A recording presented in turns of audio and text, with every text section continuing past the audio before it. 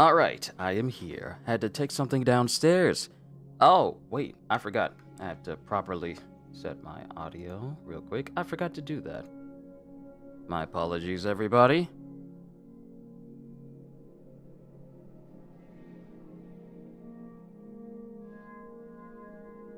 Okay, we ought to be good now. Ravi, good to see you. First time playing? Yes. Had the Stanley Parable in my collection for a while, but I never played it. And I figured, today would be a nice, relaxing, chill day to mess with the Stanley Parable Ultra Deluxe. So, let's see what this game is. But how's everybody else? Y'all been good?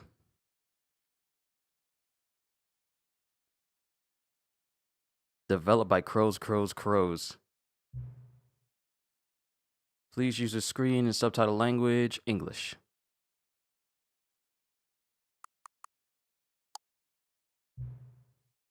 Have I played the Stanley Parable before? No.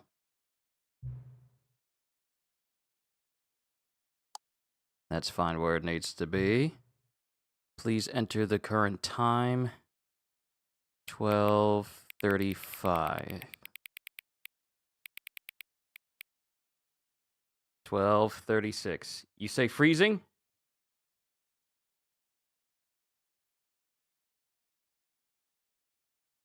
Freezing, it's cold here? Oh, I thought you said freezing as in the game was freezing. You had me do a double take there for a second there, Courier. Had me scared. I thought something was wrong with the stream, but no, you mean just freezing where you are. I see. Got it. Okay, it's 12:36. I'm gonna wait until it says 12:37 immediately. And then I'll hit confirm, so that way it'll be accurate. So let me just wait. Hybrid, is that you? Good to see you. Sorry, I got my clock up to the side, so it's kind of blocking everything you guys are saying except for your icons. So sorry about that. Hold on. 7, 58, 59. Boom. Okay.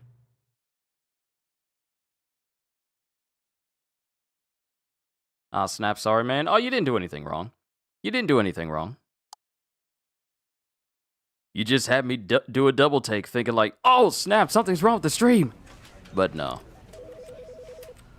Bruh, is this a window within a window within a window within a window within a window within a window within a window?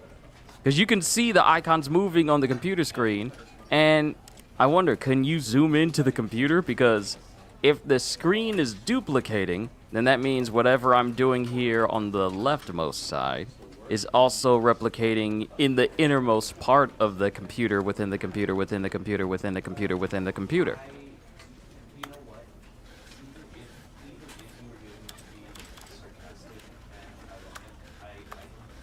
Everything is being replicated on screen. That's silly to me. But the end is never the end is never the end This is is never. the story of a man named Stanley. Stanley worked for a company in a big building where he was employee number 427. Employee number 427's job was simple. He sat at his desk in room 427 and he pushed buttons on a keyboard. Orders came to him through a monitor on his desk, telling him what buttons to push, how long to push them, and in what order.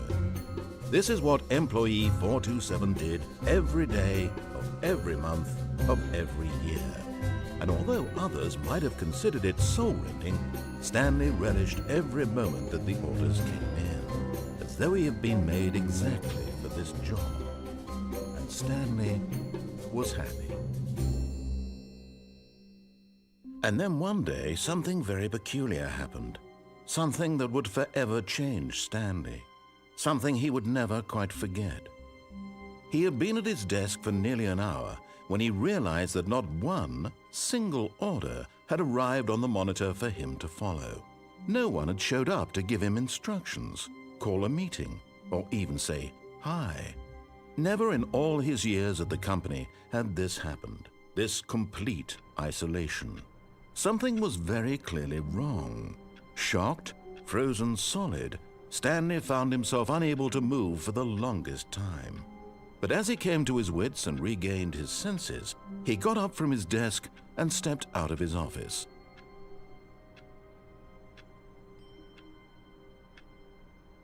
What if I don't want to move? What if I just want to sit right here and contemplate my own loneliness in the office? No one brought me any coffee. No one brought me any breakfast donuts. Not even a packet of Little Debbie brownies. No one brought me anything. So what if I just want to sit right here and think about my own isolation forever? What if I just sat here and did nothing? Now, I'm taking my hand off the controller because this is a conversation starter. What if I just decided to do nothing the entire stream? It would be purely odd, wouldn't it? For me to not do anything at all. Honestly, I half expected the narrator to say something about me choosing to sit still like this. I'm surprised. Hey, cute, you gonna laugh? Remember that facing a lion joke we did yesterday? I kid you not, the movie Beast is on my TV right now. Yeah, because the fact that there are people who say, I would rather deal with a lion once a year than deal with a chicken in my car every day. I would rather fight a lion once a year than a chicken every day I get in my car. The sheer lunacy of someone to go, I have better chances fighting the lion than a chicken. You know, for some of us, the meat that we eat, there are some people who say, I don't want to fight the chicken. I want to fight the lion. Oh, you have no faith in me to beat this lion. I'm thinking, you have no faith that you're kidding. No, I'm not. It was an actual argument. It was an actual question. It was from the You Should Know podcast. What would you rather do? Would you rather fight a chicken every day you get in your car, or would you rather fight a lion once a year? One of these creatures isn't going to permanently amputate you almost every single encounter. One of these creatures can literally be contended with by grabbing it by the neck. And then you have chicken for breakfast.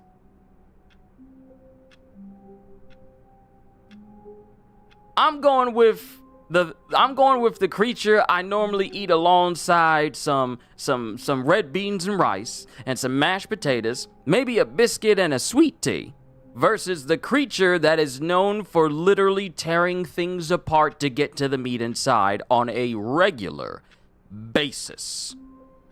You know, a creature that is capable of running after animals that are already faster than humans. I would rather take my chances with the delicious fowl. You encountered a lion on the road for real once 20 years ago? My goodness. What was it like? That's an honest question. Because, you know, I don't get many people who say, I've encountered a lion before. So this is actually something I would very much like to hear more about. What was it like encountering a lion on the road before your very eyes? I'm really surprised the narrator didn't say anything about me just sitting here for the past 5 minutes. I am actually surprised. Oh well. Oh, I wasn't even sitting down. I was literally just standing here. Also, Stanley. Stanley is a pack of lions. We were on a bus. Ooh, wow. Stanley has very floaty steps. When I stop moving, he slows to a stop rather than just stopping on a dime.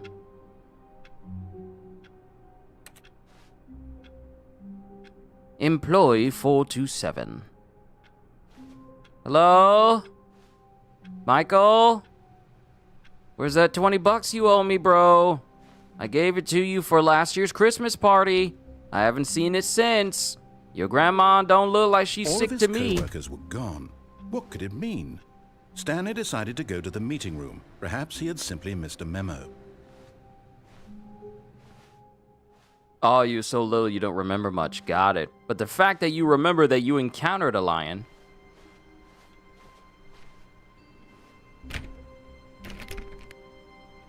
See, this is apparently the fun room for some people.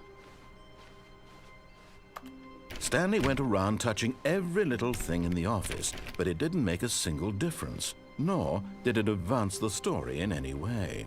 Hey, narrator, how about you mind your own business and let me touch things?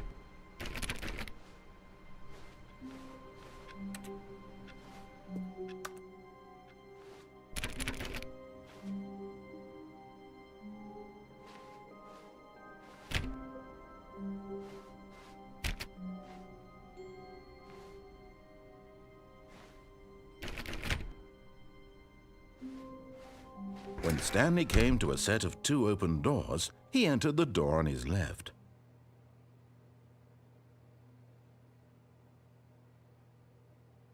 You don't decide my fate. This was not the correct way to the meeting room, and Stanley knew it perfectly well. Perhaps he wanted to stop by the employee lounge first, just to admire it.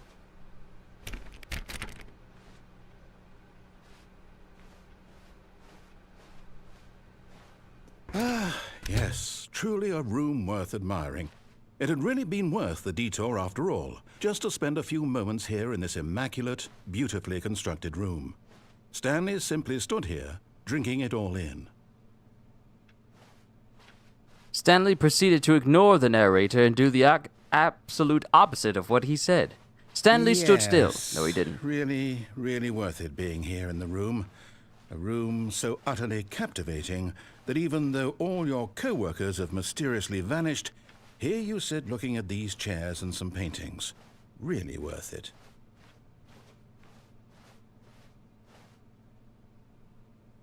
Narrator, you're on the right At this path. point, Stanley's obsession with this room bordered on creepy and reflected poorly on his overall personality. Hey! It's possible that this is why everyone left. No. It's because everyone was getting replaced by AI, and that's why they were let go suddenly. We are secretly But at in the last, offices. He'd had enough of the amazing room and took the first open door on his left to get back to business.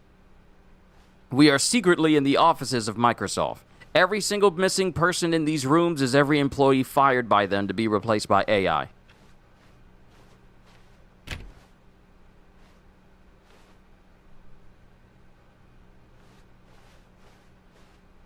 Stanley was so bad at following directions, it's incredible he wasn't fired years ago.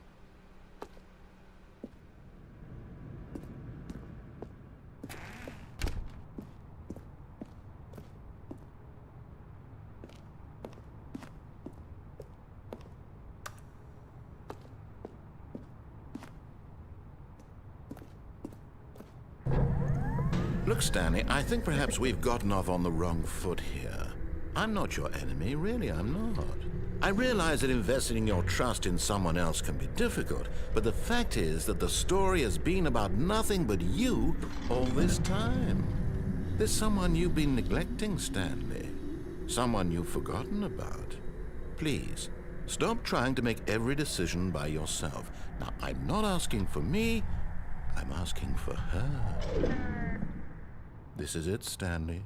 Your chance to redeem yourself, to put your work aside, to let her back into your life. She's been waiting. There are lions in Gunnar. How do you say that? Gunnar, or is it Gunnar? Gunnar. There are lions in Gunnar. A few are drives away. There's a lion sanctuary, only place in Asia where you can see lions in the open. Oh, I see. And what kind of game is this? Courier, I don't know. I don't know what kind of game this is. But we are secretly in the back rooms of Microsoft. Here you'll find all their patents and video games locked away behind paywalls and eventual re-releases for only the Xbox, which, you know, everyone is chomping at the bit to get their hands on. So I see that box right there holds the patent and the copyrights to Transformers. That's the reason why we haven't seen anything. It's buried right next to the dev team that actually gave us the first couple of Halo games, you know, before it went downhill. There we have the last remaining footage of Scalebound before Microsoft canceled that. Then we have, let's see, the re-release of the Kinect with better tracking and less creepy games. And then over here we have Microsoft, and we have Microsoft's plan in specifically this box right here. This is important. That's the reason why it's buried so deeply within this entire warehouse. Actually, no, it's this one. That's the reason why there's a gate in front of it.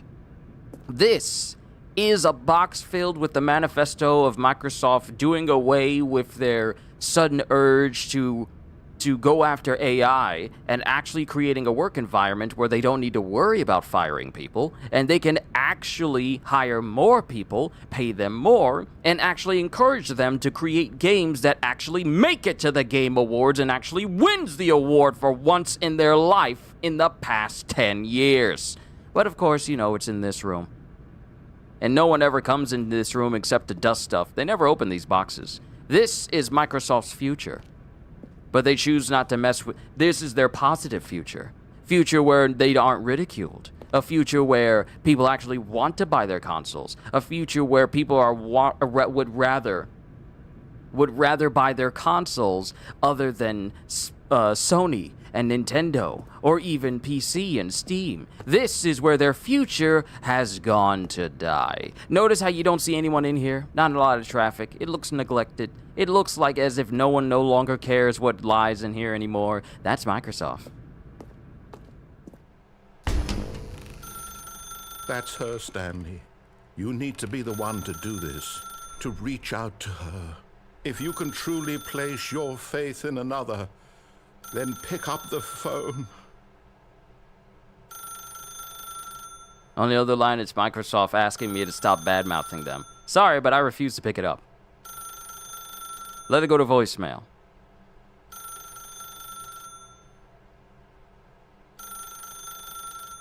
Oh yes, I definitely can go on and on.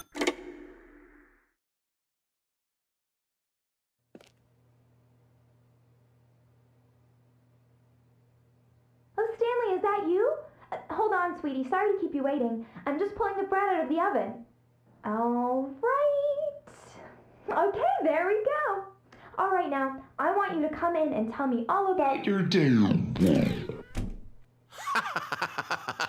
Gotcha. Oh, come on. Did you actually think you had a loving wife who'd want to commit their life to you? I'm trying to make a point here, Stanley. I'm trying to get you to see something. Come inside.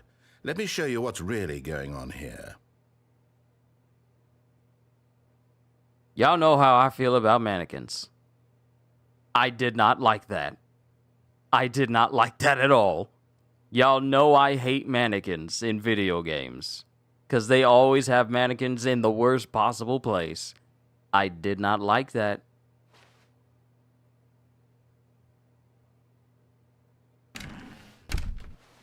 This is a very sad story about the death of a man named Stanley. Good morning, employee 427. Press right on your controller. Stanley is quite a boring fellow.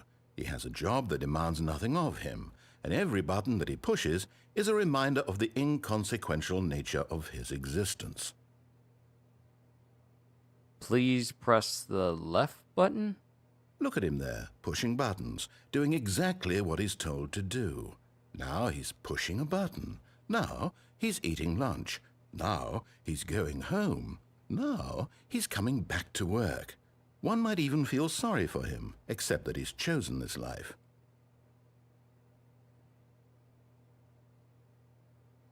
I've had quite enough of you bad-mouthing me, Mr. Narrator.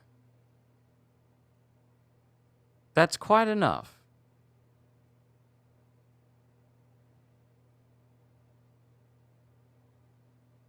Gotta go see ya. Ravi, thank you for stopping by. I hope you enjoyed yourself while you were here. Looking forward to the next time you show up.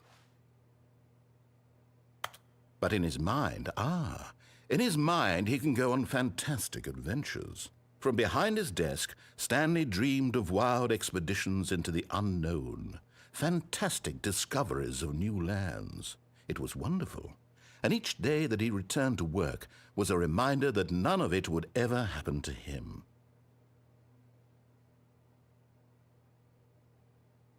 Press triangle to watch TV. And so he began to fantasize about his own job. First, he imagined that one day while at work, he stepped up from his desk to realize that all of his co-workers, his boss, everyone in the building had suddenly vanished off the face of the earth. The thought excited him terribly. So he went further. He imagined that he came to two open doors and that he could go through either. At last, choice. It barely even mattered what lay behind each door. The mere thought that his decisions would mean something was almost too wonderful to behold. As he wandered through this fantasy world, he began to fill it with many possible paths and destinations. Down one path lay an enormous round room with monitors and mind controls. And down another was a yellow line that weaved in many directions. And down another was a game with a baby. And he called it the Stanley Parable. It was such a wonderful fantasy, and so in his head he relived it again, and then again, and again, over and over, wishing beyond hope that it would never end, that he might always feel this free. Surely there's an answer down some new path, mustn't there be? Perhaps if he played just one more time. Don't let Anonymous watch this or play this game. I hope he doesn't. But there is no answer. How could there possibly be? In reality, all he's doing is pushing the same buttons he always has. Nothing has changed. The longer he spends here, the more invested he gets, the more he forgets which life is the real one. And I'm trying to tell him this, that in this world he can never be anything but an observer, that as long as he remains here, he's slowly killing himself. But he won't listen to me. He won't stop. Here, watch this. Stanley, the next time the screen asks you to push a button, do not do it.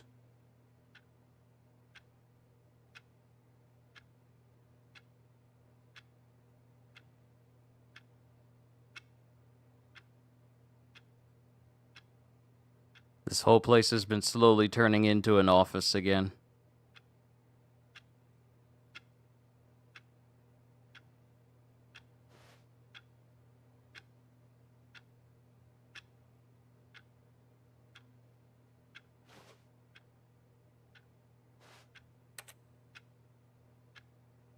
It would be funny to watch. Yeah, it would be.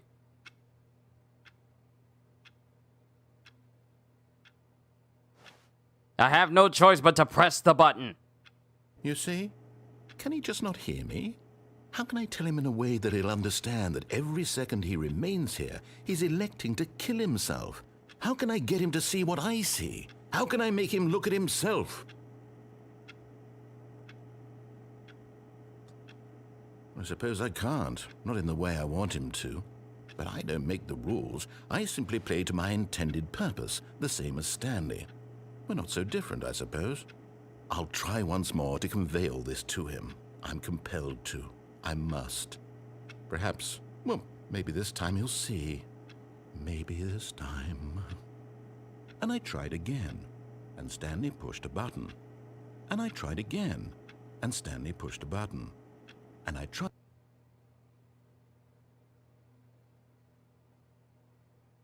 What the?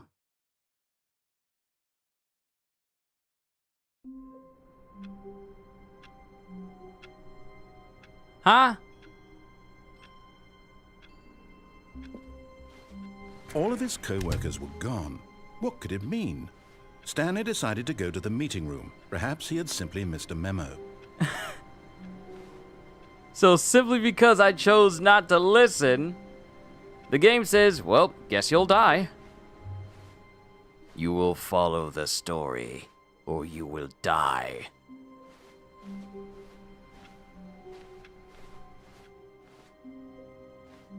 Or in the case of Microsoft, you will work on more AI software and improvements for the company, or you will be fired. And even then, when you do, you'll be let go because we want to make more room for AI to take over. despite the fact that the human element will always be necessary. When Stanley came to a set of 2 open doors, he entered the door on his left.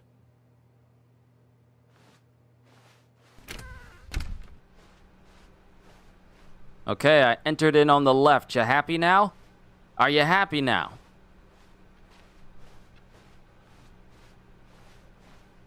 Yet there was not a single person here either. Feeling a wave of disbelief, Stanley decided to go up to his boss's office, hoping he might find an answer there. Hold on, we gotta roll that one back. You ain't slick. Y'all ain't slick for showing that. No, hold up, hold up.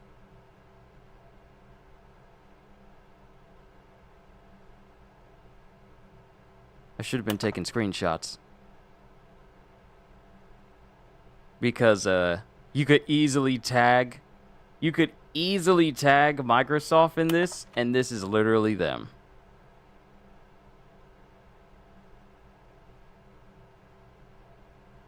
I wonder why people are saying, hey, I wonder why everyone else has been able to check their YouTube wrap-ups, but I haven't been able to see mine at all. I'm upset that I haven't been able to see mine. Like my time on YouTube, I have yet to see that. How is everyone seeing theirs?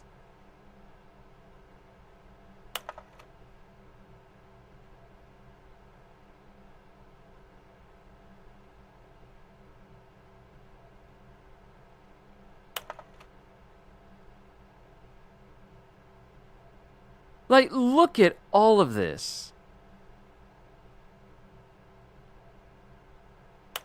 Look at this craziness. Okay, so let's go through all of this. Tips for not getting fired. Talk less, do unbelievably amazing work all the time, every day, without no expectation of promotion or recognition. Don't get fired. How to solve a dispute with a coworker. Let it ball up inside you. Take it out passive-aggressively on other coworkers. Resent coworkers for not supporting you more. Let it ball up inside you. Using slides to assure employees that everything is okay. Make sure your slide has a thick blue graphic on the header and throw some bevel on all the text. Everyone is unique. You most of all. This is literally every job in retail. Telling you that you are definitely unique and we need you. The store is better because you're here. We're all a family. We support each other. You know, lies.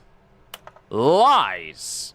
I've worked 3 retail jobs and not one has felt like they had my back because every single one of them put this idea in your head that, oh, we got your back, we'll support you. But the moment it looks like you could cost the store something, despite how good of a job you may do, you are easily replaceable.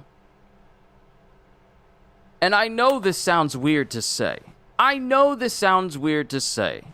But if the job does not have your back 100%, why should they expect you to give 100%? You could pour years of your life into a company, into a business. And the moment something happens that the company doesn't like, say you have a sick day, maybe you got to be out once or twice, maybe something happens in your family, and you put them on the back burner, and it's like, oh, you were out these amount of days. I'm afraid we're going to have to let you go. Because it has happened. For dumb reasons, people have been let go from jobs they've been at for years. And the company was all like, yeah, sorry, company policy, we got to do this. And then they just move on. You are replaceable as an employee. So I think there's nothing wrong with not giving 110% if it's never returned to you in kind. Because I remember when I used to work at Best Buy, I was inventory. Pardon me. I worked inventory. I worked inventory for 5 years. Amongst those years, I also worked delivery and asset protection, which was, the people at the front that would wear the yellow shirts. I worked up there. I also pulled like double shifts sometimes. It wasn't all the times. It was only maybe like a handful of times when that's happened. And I was in charge of, handling janitorial duties as well, keeping the bathrooms clean during the day, because there's people who come and clean the bathrooms in the morning before the store opens. But the entirety of the store, the entirety and cleanliness of the store was left to basically us for the entirety of the day. So whatever mess we saw in the bathroom, we had to clean up during the day. Those cleaning people never came back until like the following morning. So you had to worry about that. You had to worry about inventory. You had to do all of this. You had to do all of that. And mind you, inventory are the people who touch the product first. We are the heavy lifters. We are the ones who go out and load TVs into trucks. And for those dumb customers, because they are dumb when they think they can do this, for the dumb customers who want a 60-inch TV, but they got like a Prius, or they have a small car, we have to explain to them, hey, this won't work. And when the customer refuses to listen, we have to try and figure out a way to get it in their car anyway, despite the safety concerns of the products that they ask for. And then we just let them go, wondering how long it's going to take for them to come back. All the work we do, constantly going outside to grab carts, bringing them inside the store, taking trash out, making sure that things are clean, fixing this, fixing that, pulling refrigerators and hauling over washing machines, getting up on a big mechanical platform to grab washers and dryers that are stacked double on top of each other. Having to worry about having a spotter because sometimes you didn't always have a spotter. Having to wait for a spotter to show up because you can go up on the Big Joe platform. The platform itself is called Big Joe. You can go up on it, but you can't come down because you can't see underneath you. You can't tell if there's customers, so you need a spotter. But if you ain't got a spotter, you're stuck up there, slightly swaying because every movement you make high up there, at least 30 to 40 feet in the air,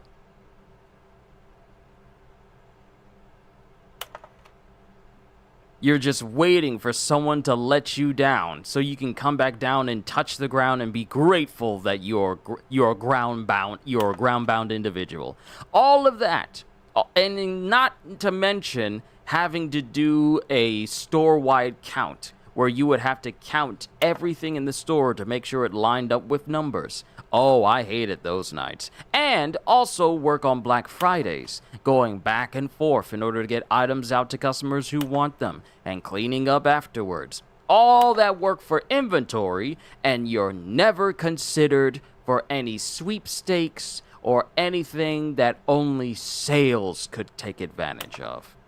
There was, in all of my 5 years of working at Best Buy, there was never a moment when inventory was included to win any sweepstakes, win any vacations, win any extra pay, win any awards, or anything. We got, you're doing a good job, and that was it.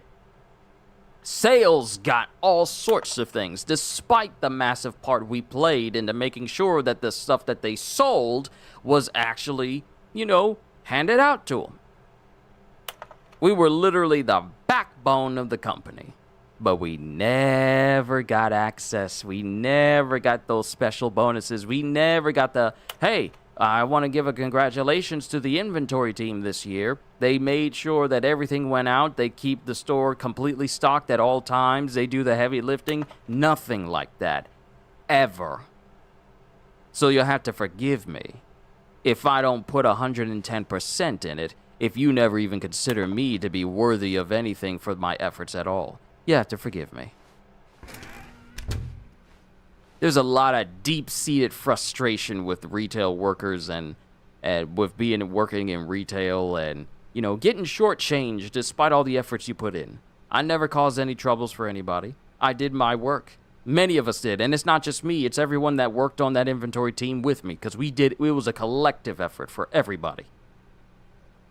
So it wasn't just me, it was everyone who worked there. And we always got the short end of the stick. Oh, their inventory, they don't mind. They don't never say anything. We can't say anything. Because in a business like that, if you speak up about how you're not being treated fairly, we didn't exactly have some people who are like, okay, I understand. We'll work towards improving that. Nah, there was a lot of favoritism. And that continued with Harris Teeter. Not so much Home Goods because it was a smaller store, but it continued with Harris Coming Teeter to as a well. staircase, Stanley walked upstairs to his boss's office. What you got down them stairs, Pennywise? I haven't seen Welcome to Derry, but that looks kind of familiar. Why is it so bright outside? Where are we? In the deadlights? What is this? Also, I kind of don't trust the fact that there's a window to a blinding light and there's a door that goes immediately over to it. I don't trust that.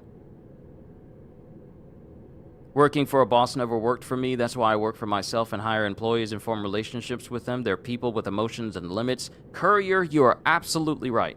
There are way too many retail jobs where people are treated as an extra statistic to add to the number of the store that you can just, bark orders at. And I'm not saying that they barked orders at us, but, speaking to us like adults was not always a common occurrence. Sometimes you would have managers that would speak to you and as if you didn't comprehend how to do your job. So that got annoying real fast.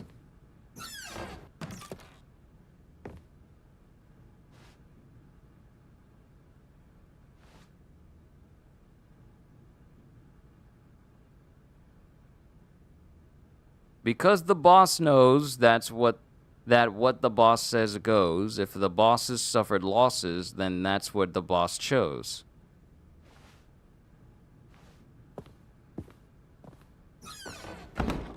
But yeah, I've had some bitter memories from Best Buy, even though I've met some wonderful people and made wonderful friends. Not all of it was good. And I'm glad it's way past me. I think it's going on like almost 10 years since I've been away. Because I started working directly out of high school in 2011. And for 5 years, I kept going. So I want to say that it's almost been 10 years since I worked at Best Buy. A full decade since I've been gone. Almost, though. Almost.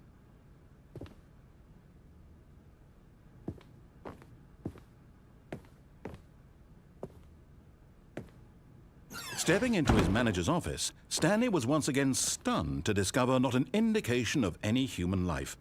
Shocked, unraveled, Stanley wondered in disbelief who orchestrated this, what dark secret was being held from him. What he could not have known was that the keypad behind the boss's desk guarded the terrible truth that his boss had been keeping from him. And so the boss had assigned it an extra secret PIN number, 2845. But of course, Stanley couldn't possibly have known this. Yet incredibly, by simply pushing random buttons on the keypad, Stanley happened to input the correct code by sheer luck. Amazing. He stepped into the newly opened passageway.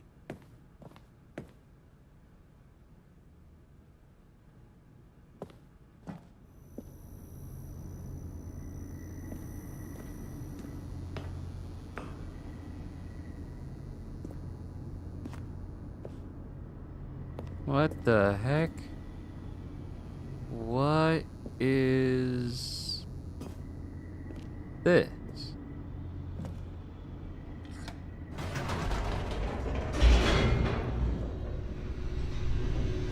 What business is this?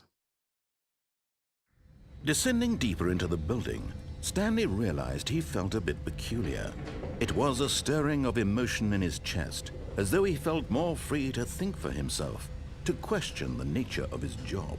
Why did he feel this now, when for years it had never occurred to him? This question would not go unanswered for long. You also want to know what I find extremely funny? That Bethesda is re-releasing Skyrim again. They just announced the Switch 2 version of Skyrim. They're releasing Skyrim again, but a Switch 2 version. Stanley walked straight ahead through the large door that read Mind Control Facility.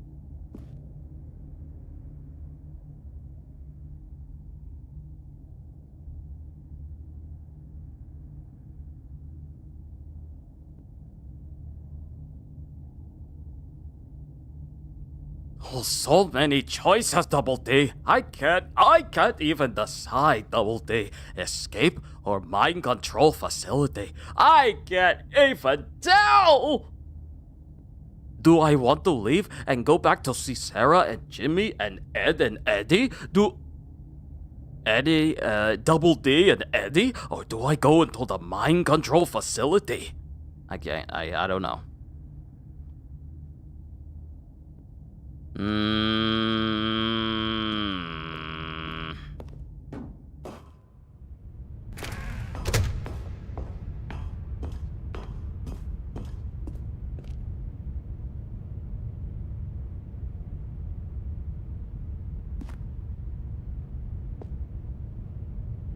There's a crouch button, okay. The lights rose on an enormous room packed with television screens. What horrible secret did this place hold? Stanley thought to himself. Did he have the strength to find out?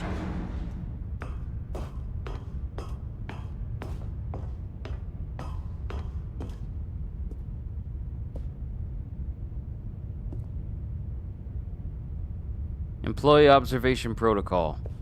I'm trying to look. I'm trying to look, but it won't let me.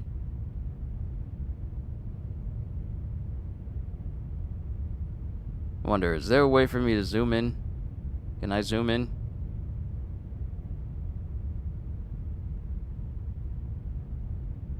Aha! Never mind. Man! Stinking image compression. I can't read it. I can't read it. I want to read it. I would like to read it.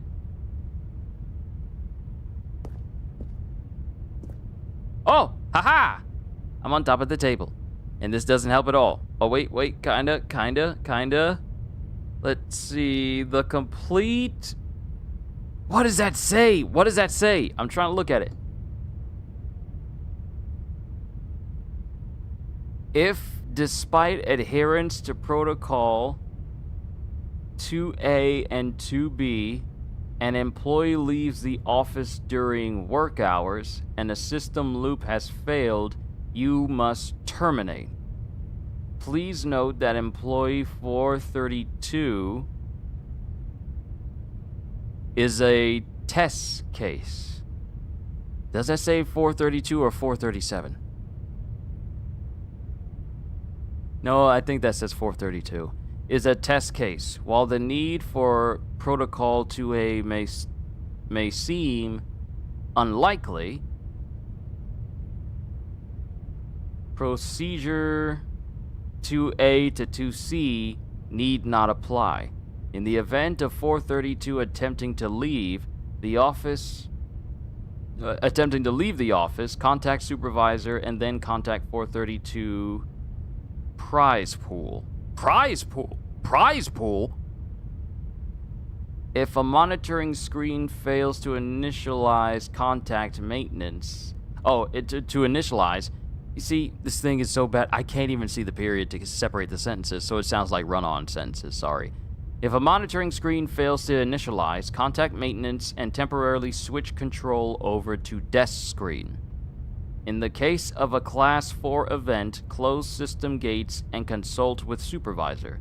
In the case of a Class 3 event, close system gates and consult with supervisor. Prime your consoles for info dump. Okay. Alright. Now the monitors jumped to life, their true nature revealed. Each bore the number of an employee in the building. Stanley's co-workers. The lives of so many individuals reduced to images on a screen, and Stanley, one of them, eternally monitored in this place where freedom meant nothing. Okay.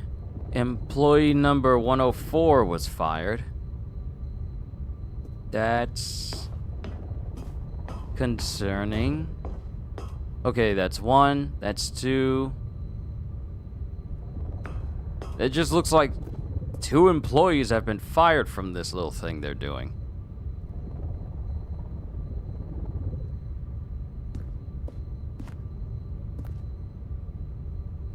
Yeah, just 2 employees. Still weird. This mind control facility, it was too horrible to believe. It couldn't be true. Had Stanley really been under someone's control all this time? Was this the only reason he was happy with his boring job? That his emotions had been manipulated to accept it blindly?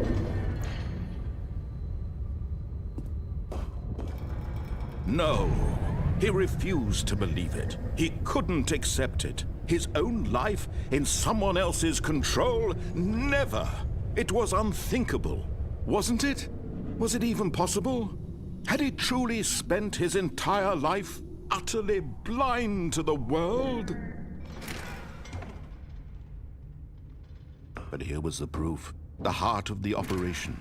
Controls labeled with emotions. Happy, or sad, or content. Walking, eating, working. All of it monitored and commanded from this very place. And as the cold reality of his past began to sink in, Stanley decided that this machinery would never again exert its terrible power over another human life. For he would dismantle the controls once and for all.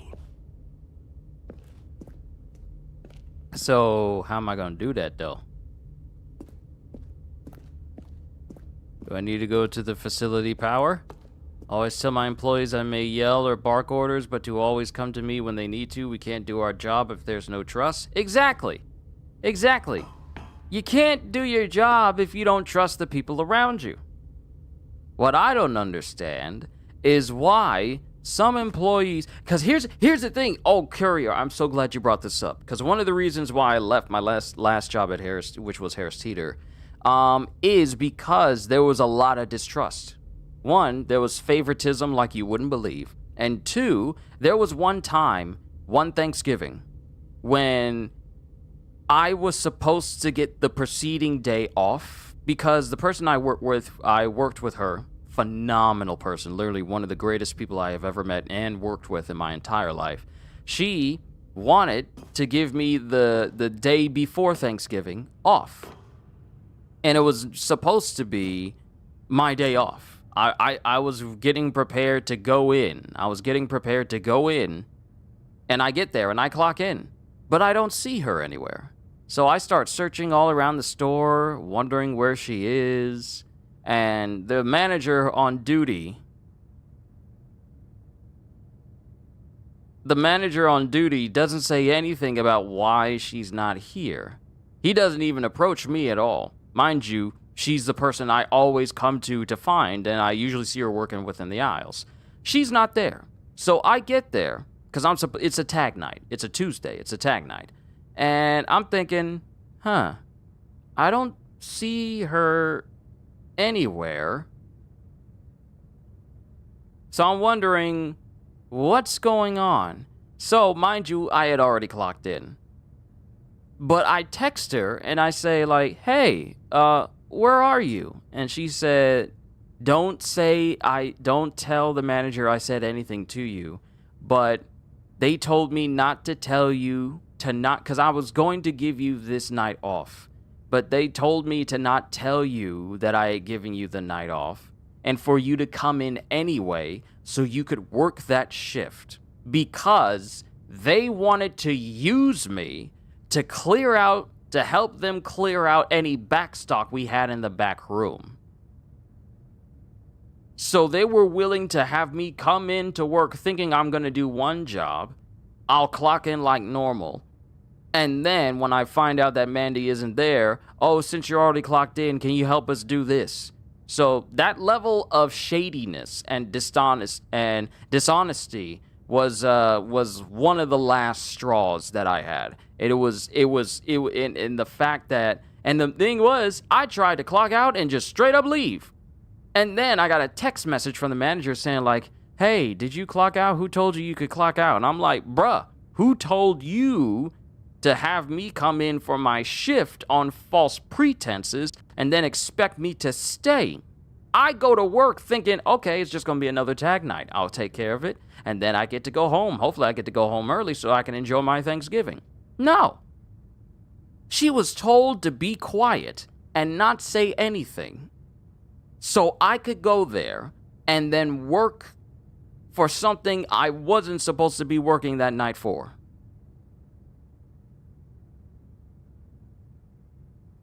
So that was like,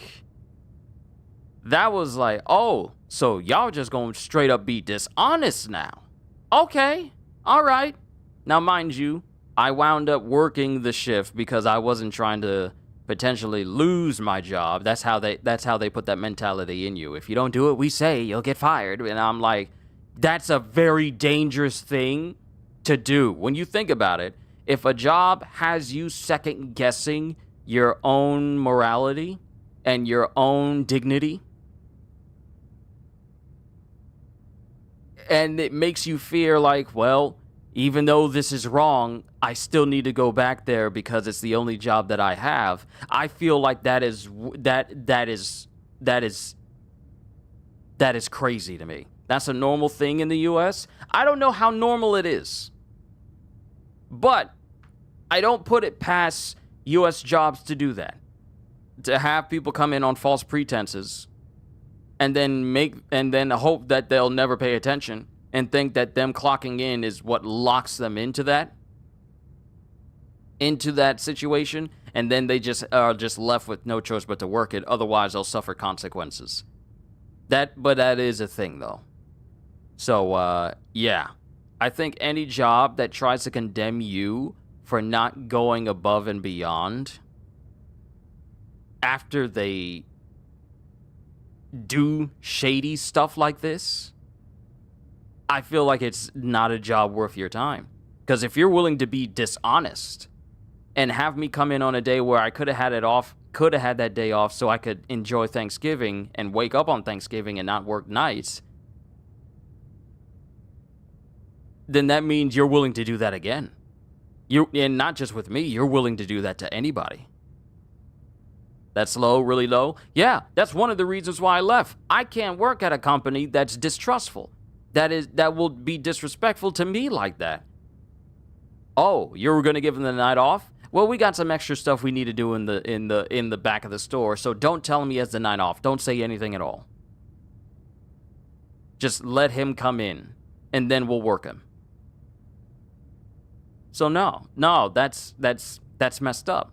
That's messed up, and that's one of the reasons why I left. The other reason was because I was working at a job where I wasn't happy, and I wasn't doing what I wanted to do. I wasn't doing what I was happy to do. This right here, this is my job now. This is what I'm happy to do. 6,000 subscribers strong, and I'm happy.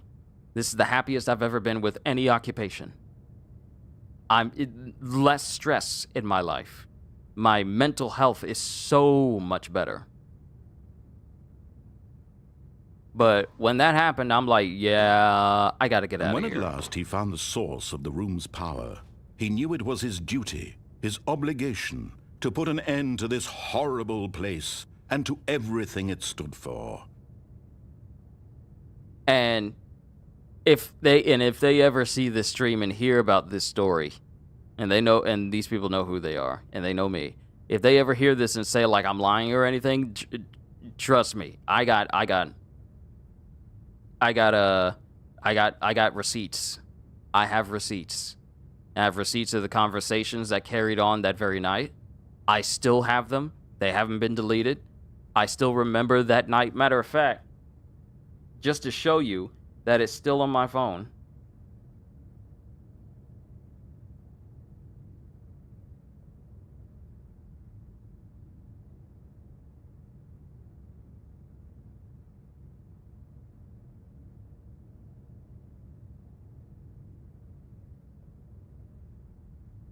Oh, right, I got a brand new phone. Never mind.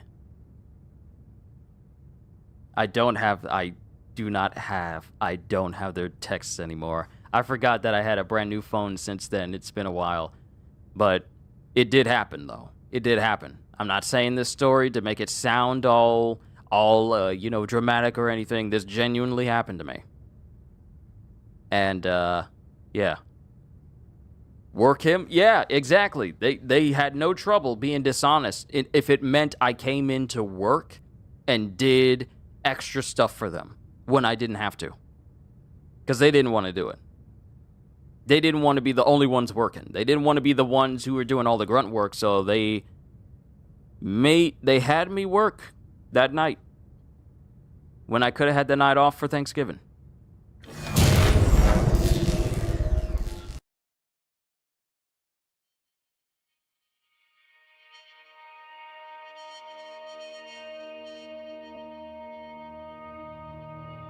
Blackness and a rising chill of uncertainty.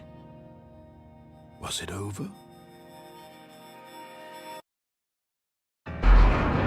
Yes! He had won! He had defeated the machine, unshackled himself from someone else's command. Freedom was mere moments away. And yet, even as the immense door slowly opened, Stanley reflected on how many puzzles still lay unsolved. Where had his co-workers gone? How had he been freed from the machine's grasp? What other mysteries did this strange building hold? But as sunlight streamed into the chamber, he realized none of this mattered to him, for it was not knowledge or even power that he had been seeking, but happiness. Perhaps his goal had not been to understand, but to let go. No longer would anyone tell him where to go, what to do, or how to feel. Whatever life he lives, it will be his. And that was all he needed to know. It was perhaps the only thing worth knowing. Stanley stepped through the open door.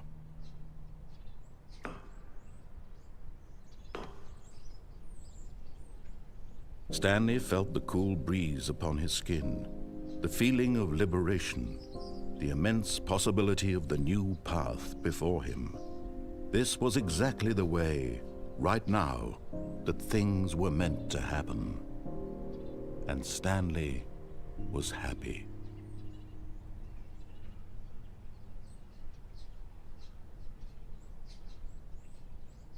Beat the game! Complete the Stanley Parable. What? Get your first trophy. Award for getting any of the other trophies as your first.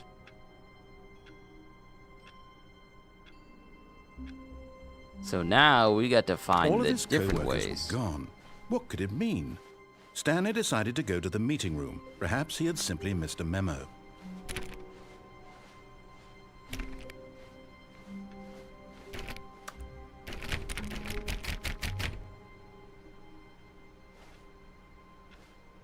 Work him where I come from means to beat someone up. Oh, no. Work on this side of things, when I say work him, I really should have said we'll make him work. Because when I say work him, we gonna work them ribs. We gonna work them ribs. That's one way for saying like you're gonna beat up somebody's ribs. So you are right with that terminology. It's just that my way of using it was not the correct way. When Stanley came to a set of 2 open doors, this was not the correct way to the meeting room, and Stanley knew it perfectly well. Perhaps he wanted to stop by the employee lounge first, just to admire it. Wow. Yes, this room. What a beautiful room. What a gorgeous, gorgeous room. Thank goodness Stanley had taken this detour on his way to... But eager to get back to business, Stanley took the first open door on his left.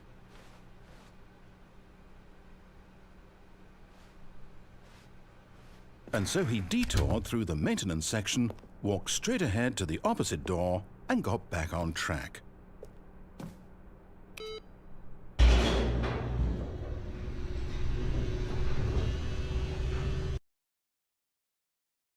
So now we're just going to go off the beaten path. Stanley didn't want to go back to the office. He wanted to wander about and get even further off track. So now in order to get back, he needed to go, from here, it's, left. Oh, no, it's to the right, my mistake. No, not the right. Why would I have ever said it was to the right? What was I thinking? It's clearly... Oh, dear, would you hold on for a minute, please? Now, let's see. We went down right, left, down, left, right. Yep, okay, yes. I've got it now. This story is absolutely, definitely this way.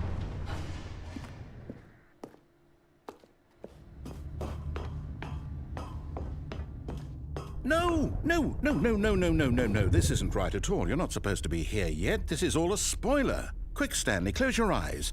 Okay. We just have to get back to, oh, who am I kidding? It's all rubbish now. The whole story completely unusable. How about, rather than waste my time trying to salvage this nonsense, we'll just restart the game from the beginning. And this time, suppose we don't wander so far off track, Okay, from the top.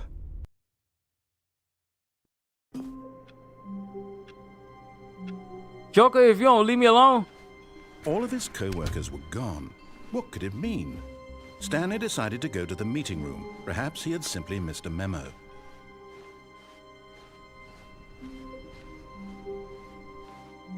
When Stanley... Wait, what? Huh? No, I restarted. I swear I definitely restarted the game over, completely fresh. Everything should be... Oh, did something change? Stanley, did you change anything when we were back in that room with all the monitors? Did you move the story somewhere or... Hold on. Why am I asking you? I'm the one who wrote the story. It was right here just a minute ago.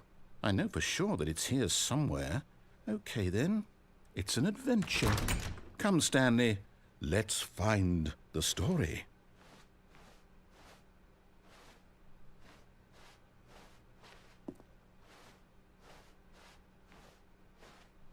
Oh, okay. Just a big old maze now.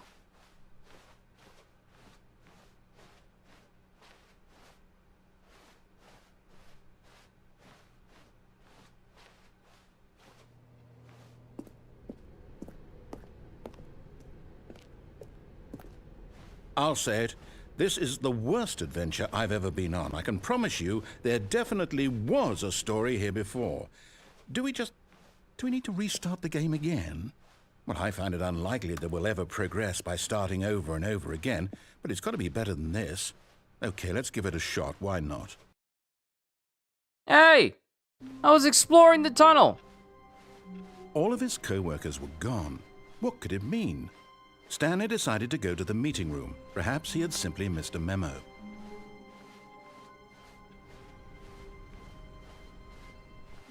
Okay, yep, it's worse. I might be remembering this wrong. It's possible the story is back where we just came from. Why don't we go back the other direction and see if we missed anything?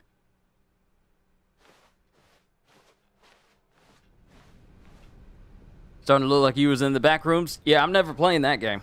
I'm never playing that game. I've seen enough from Smitty to know that, yeah, I definitely don't want to play the back rooms.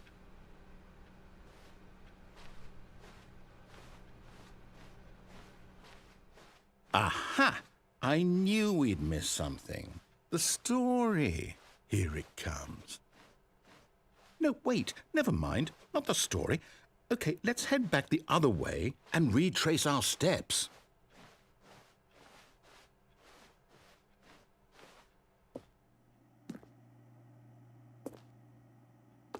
Now this...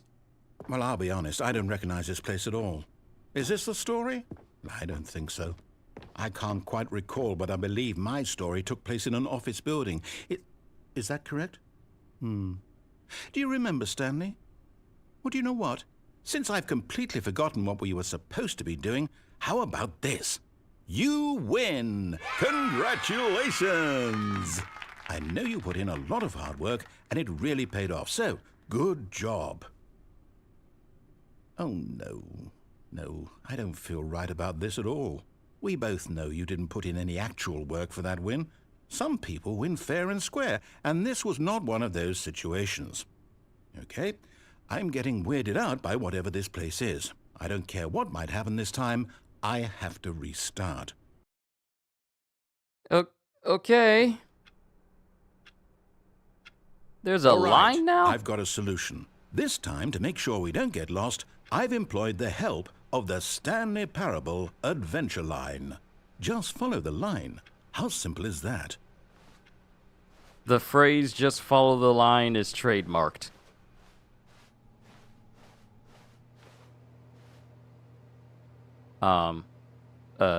Deviation?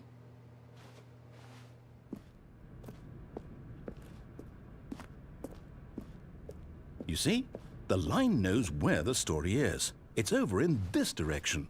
Onward, Stanley, to destiny. Though, here's a thought. Wouldn't wherever we end up be our destination, even if there's no story there? Or to put it another way, is the story of no destination still a story? Simply by the act of moving forward, are we implying a journey such that a destination is inevitably conjured into being via the very manifestation of the nature of life itself? Whoa. Hang on. That got a bit weird back there. Well, I'd like to apologize. Not sure where I was going with all that. You know what? I think what we need right now is a bit of music to lighten the mood.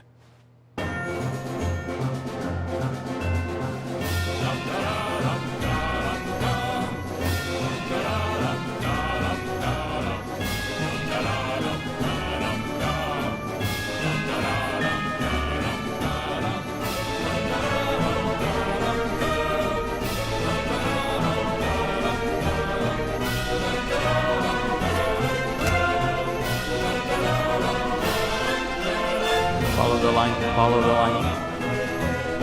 Follow the line, follow the line, follow the line, follow the line.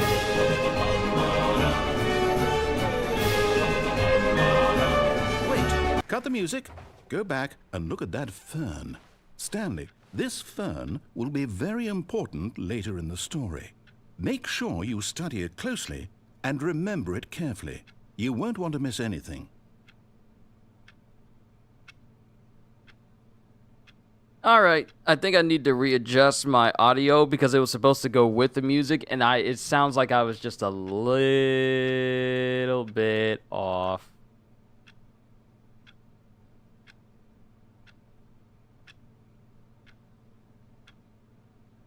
All right, let me try again. Left, right, up, down. My audio was like behind.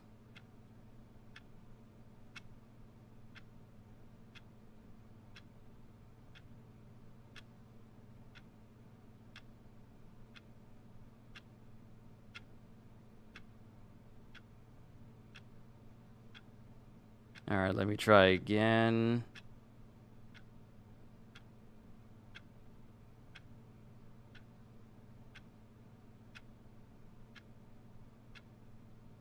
Put it up to 610 milliseconds. And he squat. And he squat. And Squat. Squat like the potato tell you. Squat. Then do.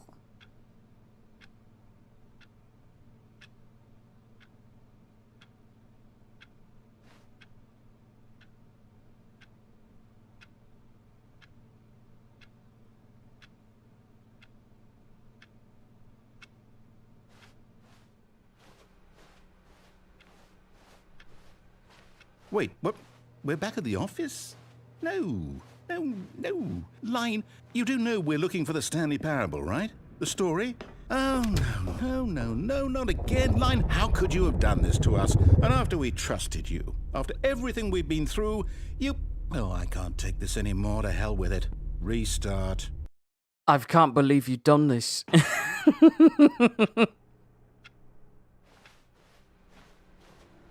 You know what, Stanley? I say forget the adventure line. What's it ever done for us? We're intelligent people, right?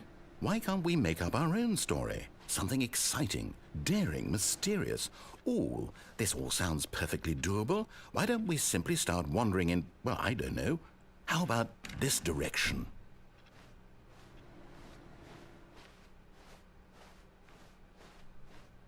Now, yes, this is exciting. Just me and Stanley forging a new path, a new story. Well, it could be anything. What do you want our story to be? Go wild. Use your imagination. Whatever it might be, Stanley, I'm ready for it. I always find it unique how games can do that. Oh, you just came from a very, very long hallway in that direction. Then you go around the corner, and there's a very, very long hallway that should be interfering with this hallway, but it's different. The weather here is insane. It was 1 degree this morning. Now it's 10 degrees, and it's only been 3 hours. Yep, that's how weather be stateside.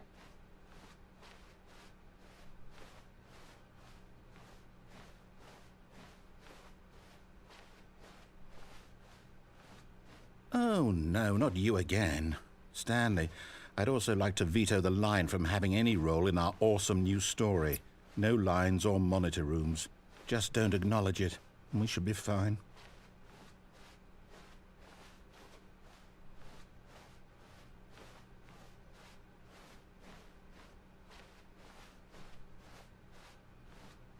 Ah, a choice.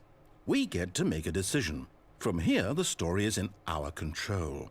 How important we mustn't squander the opportunity. In fact, I believe I need a minute to think here. Just walk in circles for a minute.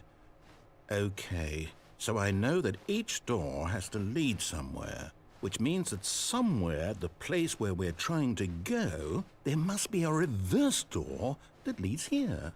And that in turn means that our destination corresponds with the counter-inverted reverse door's origin. So starting from the right, let us ask, will taking the right door lead us to where we're going?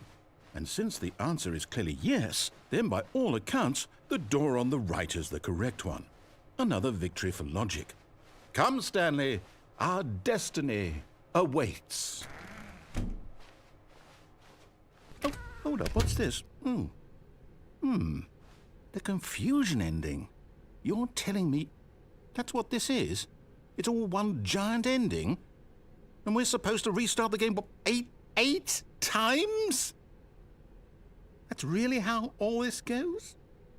It's all determined? So now, according to the schedule, I restart again. Then what? Am I just supposed to forget? Well, what if I don't want to forget? My mind goes blank simply because it's written here on this thing, wall. Well, who consulted me? Why don't I get to decide? Why don't I get a say in all of this? Is it really? No, it can't be. I don't want it to be. I don't want the game to keep restarting. I don't want to forget what's going on. I don't want to be trapped like this. I won't restart the game. I won't do it. I won't do it. I won't do it. And the timer stopped? Does that mean, did we do it? Did we break the cycle? The, whatever it is that made this schedule?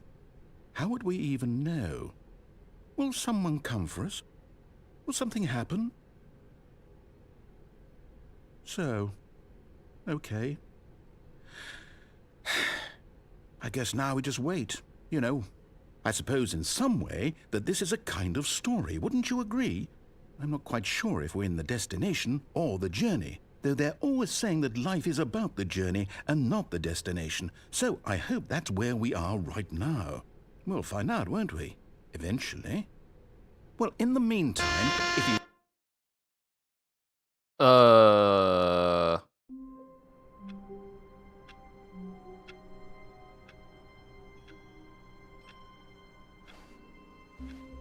All of his co-workers were gone. What could it mean? Stanley decided to go to the meeting room. Perhaps he had simply missed a memo.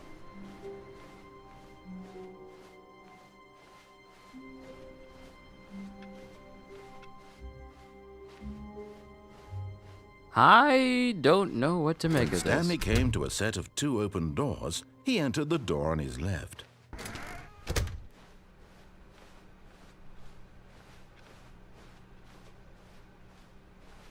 Yet there was not a single person here either. Feeling a wave of disbelief, Stanley decided to go up to his boss's office, hoping he might find an answer there. Ah, this reminds me of when I was speaking about Best Buy. Speaking of Best Buy, I want to go off on another 5-minute rant in this room once again. We're not going to, though.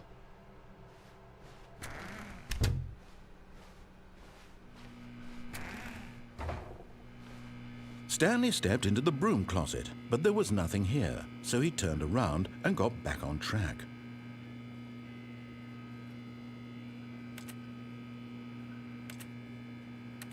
There was nothing here.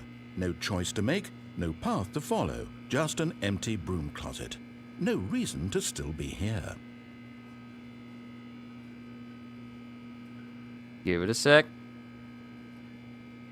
It was baffling that Stanley was still just sitting in the broom closet.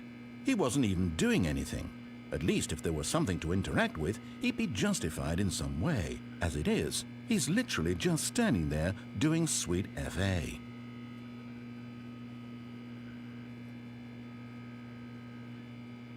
Anything else? Are you really still in the broom closet? Standing around doing nothing? Why? Please offer me some explanation here. I'm genuinely confused. Because I choose to. You know, the best Neo answer. You do realize there's no choice or anything in here, right? If I'd said Stanley walked past the broom closet, at least you would have had a reason for exploring it to find out. But it didn't even occur to me because literally this closet is of absolutely no significance to the story whatsoever. I never would have thought to mention it.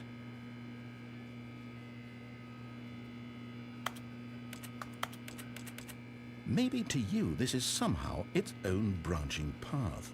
Maybe when you go talk about this with your friends you'll say, "Oh, did you get the broom closet ending? The broom closet ending was my favorite." I hope your friends find this concerning. You getting a little bit too comfortable bad-mouthing me, dude. Stanley was fat and ugly and really, really stupid.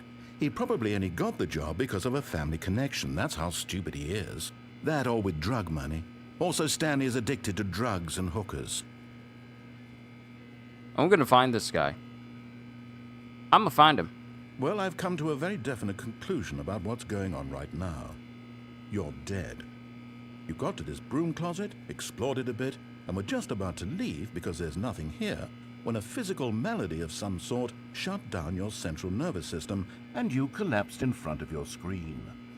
Well, in a situation like this, the responsible thing is to alert someone nearby so as to ensure that your body is taken care of before it begins to decompose.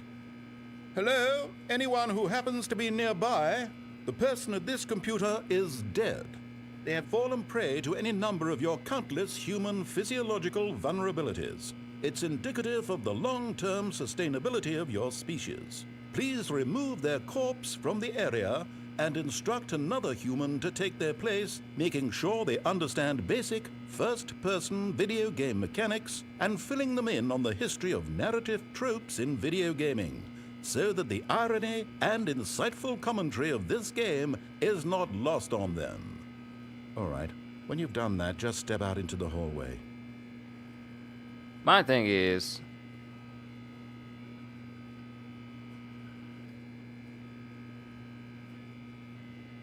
you saying all this, and all you could have just said was, "There's a dead body in the broom closet. Can someone get it out?" Ah, second player. It's good to have you on board. I guarantee you can't do any worse than the person who came before you. I will slap you. Go back in the broom closet. You too? Unbelievable. I'm at the mercy of an entire species of invalids. Perhaps there's a monkey nearby you can hand the controls to. A fish? Fungus? Look, you can hammer out the details. I'm not particularly picky.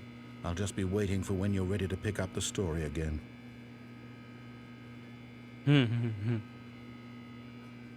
We go out and back in. And we go out and back in. And we go out and back in. Coming to a staircase, Stanley walked upstairs to his boss's office.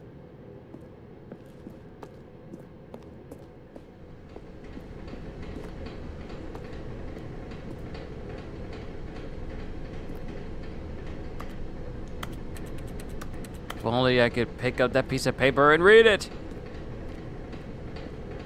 But Stanley just couldn't do it. He considered the possibility of facing his boss. Admitting he had left his post during work hours, he might be fired for that. And in such a competitive economy, why had he taken that risk? All because he believed everyone had vanished? His boss would think he was crazy. And then something occurred to Stanley. Maybe, he thought to himself, maybe I am crazy. All of my co-workers blinking mysteriously out of existence in a single moment for no reason at all? None of it made any logical sense. And as Stanley pondered this, he began to make other strange observations. For example, why couldn't he see his feet when he looked down? Why did doors close automatically behind him wherever he went? And for that matter, these rooms were starting to look pretty familiar. Were they simply repeating? No, Stanley said to himself, this is all too strange. This can't be real. And at last, he came to the conclusion that had been on the tip of his tongue. He just hadn't found the words for it. I'm dreaming, he yelled. This is all a dream. Oh, what a relief Stanley felt to have finally found an answer, an explanation. His co-workers weren't actually gone. He wasn't going to lose his job. He wasn't crazy after all. And he thought to himself, I suppose I'll wake up soon. I'll have to go back to my boring real-life job pushing buttons. I may as well enjoy this while I'm still lucid. So, he imagined himself flying and began to gently float above the ground. Then he imagined himself soaring through space on a magical starfield, and it too appeared. It was so much fun, and Stanley marveled that he had still not woken up. How was he remaining so lucid? And then perhaps the strangest question of them all entered Stanley's head. One he was amazed he hadn't asked himself sooner. Why is there a voice in my head dictating everything that I'm doing and thinking? Now the voice was describing itself being considered by Stanley, who found it particularly strange. I'm dreaming about a voice describing me, thinking about how it's describing my thoughts, he thought. And while he thought it all very odd and wondered if this voice spoke to all people in their dreams, the truth was that, of course, this was not a dream. How could it be? Was Stanley simply deceiving himself, believing that if he's asleep, he doesn't have to take responsibility for himself? Stanley is as awake right now as he's ever been in his life. Now, hearing the voice speak these words was quite a shock to Stanley. After all, he knew for certain, beyond a doubt, that this was in fact a dream.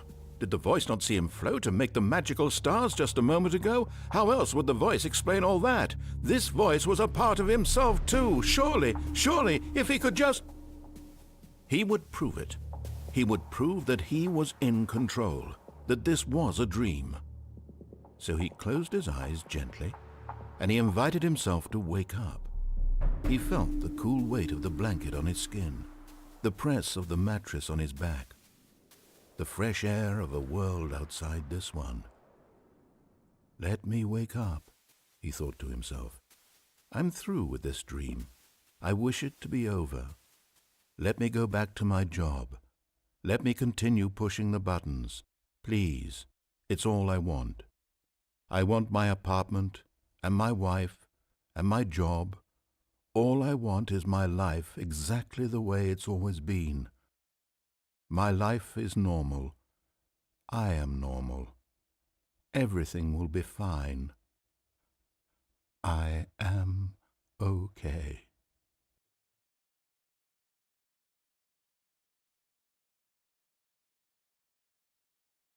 Dude likes to hear Stanley himself began talk, screaming. doesn't he? Please, someone, wake me up. My name is Stanley.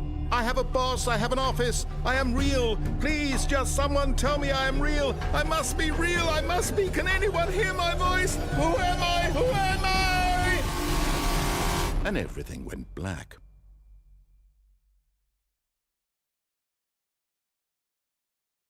This is the story of a woman named Mariella. Mariella woke up on a day like any other. She arose, got dressed, gathered her belongings, and walked to her place of work. But on this particular day, her walk was interrupted by the body of a man who had stumbled through town talking and screaming to himself. and then collapsed dead on the sidewalk. And although she would soon turn to go call for an ambulance, for just a few brief moments she considered the strange man. He was obviously crazy, this much she knew. Everyone knows what crazy people look like. And in that moment, she thought to herself how lucky she was to be normal. I am sane. I am in control of my mind. I know what is real and what isn't. It was comforting to think this, and in a certain way, seeing this man made her feel better. But then she remembered the meeting she had scheduled for that day, the very important people whose impressions of her would affect her career, and by extension, the rest of her life. She had no time for this, so it was only a moment that she stood there, staring down at the body. And then she turned and ran.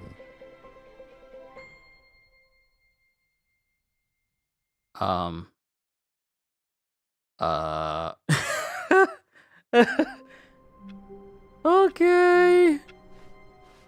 Already this was uncomfortable, and Stanley decided that as soon as he found a new space he felt safe in, that he would never leave it again in his life.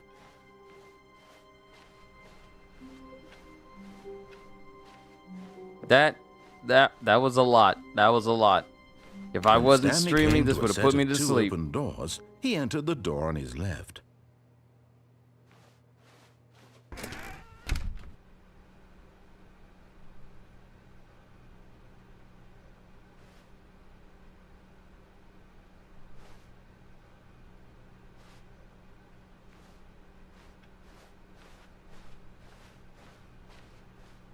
Yet there was not a single person here either. Feeling a wave of disbelief, Stanley decided to go up to his boss's office. Hoping he'd coming to a staircase, Stanley walked upstairs to his boss's office.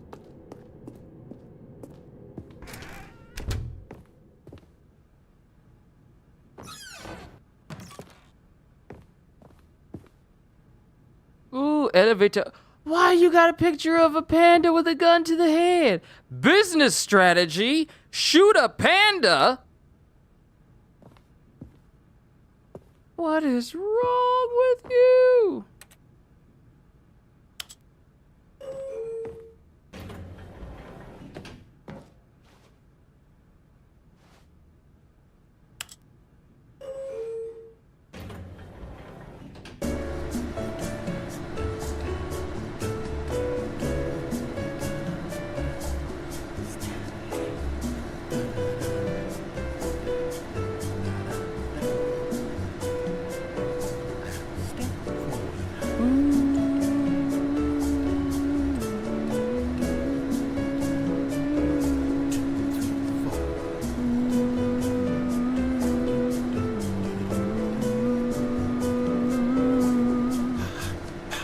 Yesterday I tried to run away, I can't get away.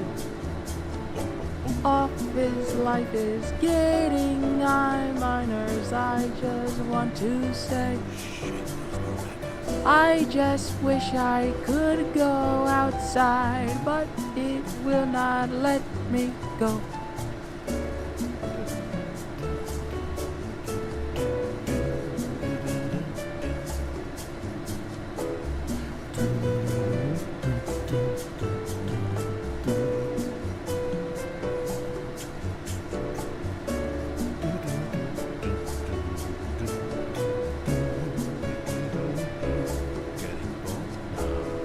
Okay, it looks like I am kinda ahead of the audio. Getting sleepy yourself? Yeah, look, I'm gonna be honest with you. When he was having that long discussion in the broom closet and me not standing there, hearing this dude talk almost put me to sleep. Now, mind you, I'm wide awake, all right? But dude just talking was like, is it just me or is the elevator shaking more and more and more?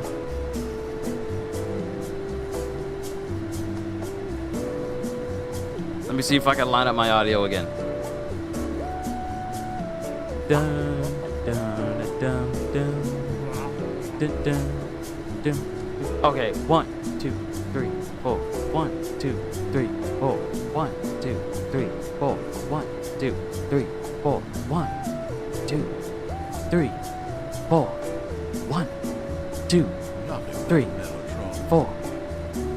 I'm trying to line up my audio properly because the setting I usually have it at is making me sound like I'm kinda speaking ahead.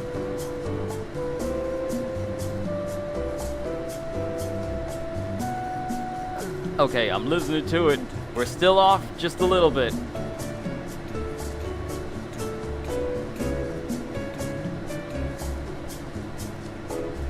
So 590. Da, da, da, da, da, da. 1, 2, 3, 4. 1, 2, 3, 4. See, this music playing is actually helping me out a whole lot.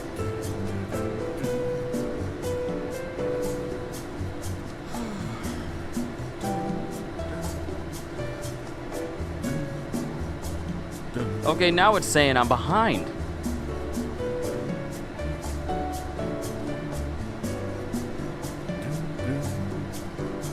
Okay. 595 milliseconds. 1, 2, 1, 2, 3, 4. 1, 2, 3, 4. 1, 2, 3, 4. 1, 2, 3, 4. Okay, let's see. I'm trying to get my audio right. I'm trying to get my audio right.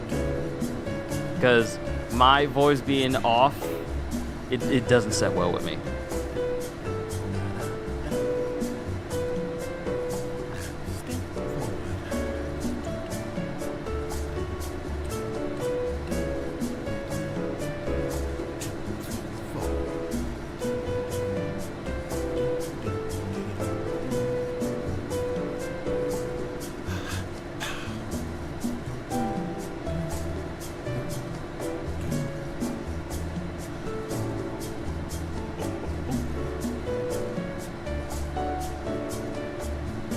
One, 2, 3, 4. 1, 2, 3, 4. 1, 2, 3, 4. Again. This helps out. This helps out.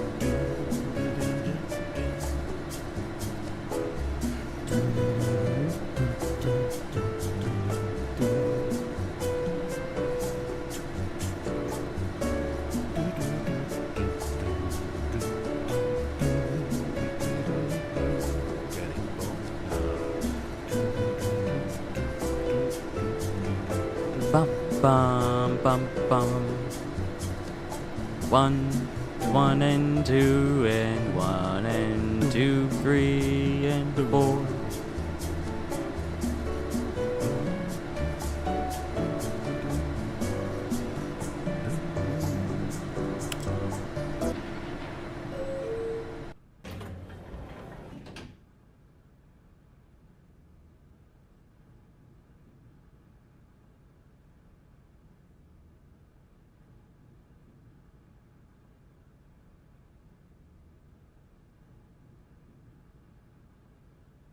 Okay, my voice still... Okay, so something must have happened because now it's telling me that my audio should be lower for things to match up. That's weird because I haven't changed my audio settings for that. All right, sorry for the boring...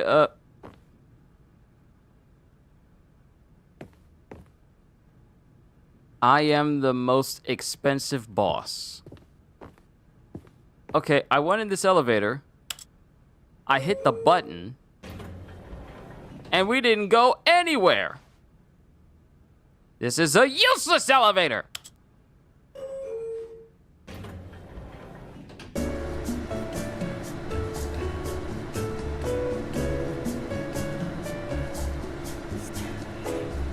This elevator is so crazy useless.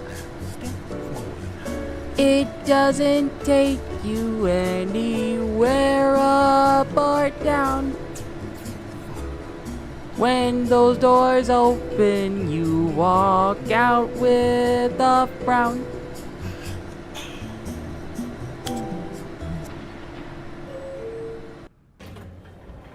Literally didn't do anything.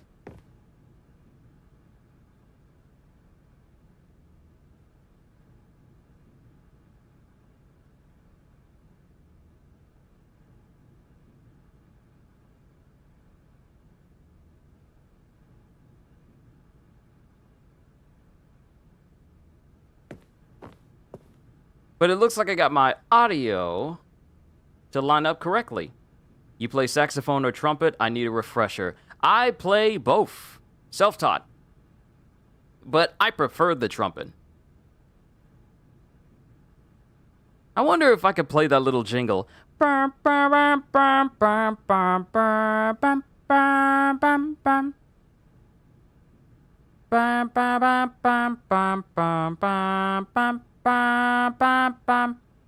Hey, at least you didn't see an undead woman like that elevator game. I have no idea what you're talking about, and I don't want to know because I'm never going to play that either. Stepping into his manager's office, Stanley was once again stunned to discover not an indication of any human life. What could it mean? Stanley wondered aloud to nobody. Stanley was in such a rush to get through the story as quickly as possible, he didn't even have a single minute to just let the narrator talk. That kind of anxiety isn't healthy, so he relaxed for a few moments with some calming New Age music. This is not calming! Because you're making me wait because I rushed you.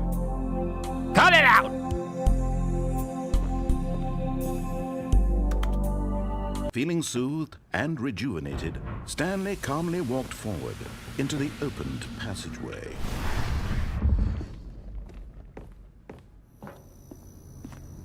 What if I don't want to hear you talk? What if I want to avoid doing nonsense with you? Oh, this time we're going to escape.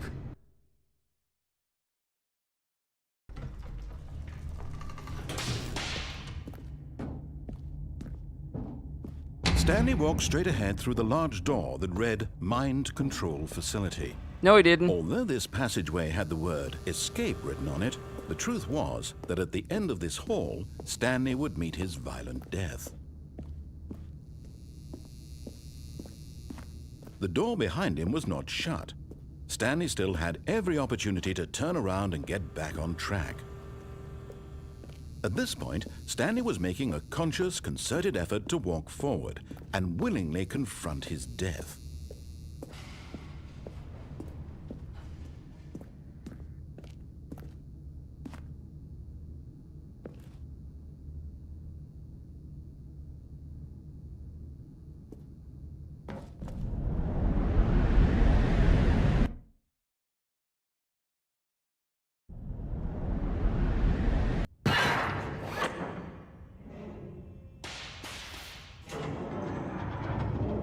As the machine whirred into motion and Stanley was inched closer and closer to his demise, he reflected that his life had been of no consequence whatsoever. Stanley can't see the bigger picture. He doesn't know the real story, trapped forever in his narrow vision of what this world is. Perhaps his death was of no great loss, like plucking the eyeballs from a blind man. And so he resigned and willingly accepted this violent end to his brief and shallow life. Farewell, Stanley.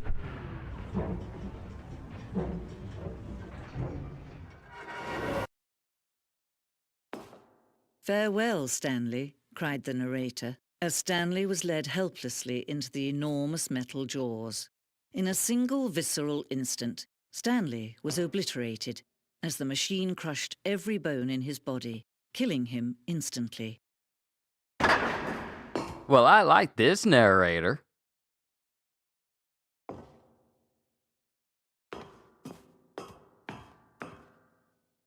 And yet it would be just a few minutes before Stanley would restart the game, back in his office, as alive as ever. What exactly did the narrator think he was going to accomplish?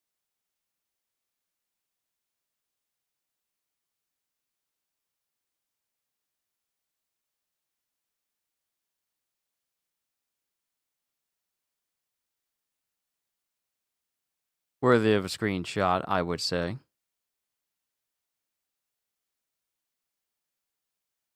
You can play the piano and violin, but I haven't touched them in years. Oh, awesome. I When dabbled every with the path piano, you can with walk the has violin. been created for you long in advance, death becomes meaningless, making life the same. Do you see now? Do you see that Stanley was already dead from the moment he hit start?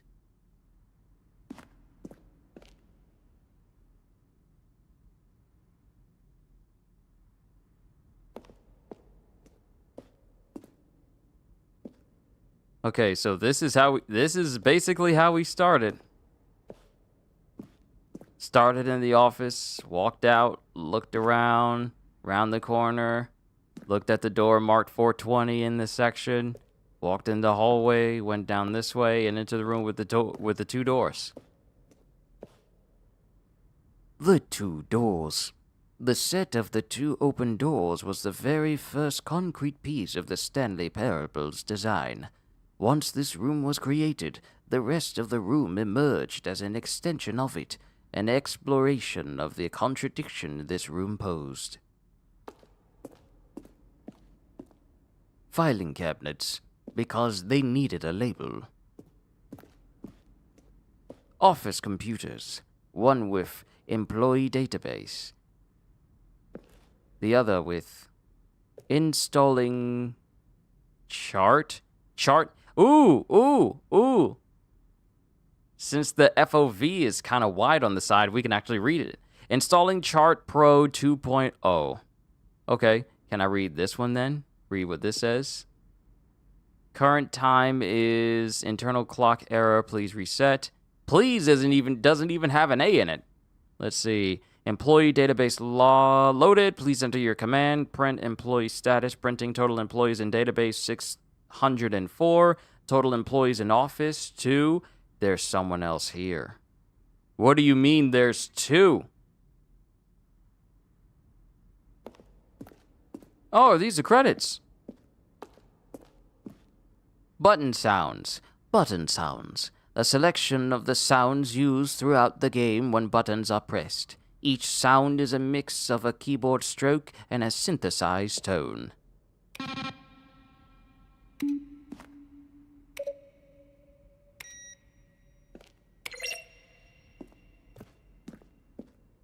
The office. Door number 1, door number 2, and door number 3. What lies behind them? Nothing.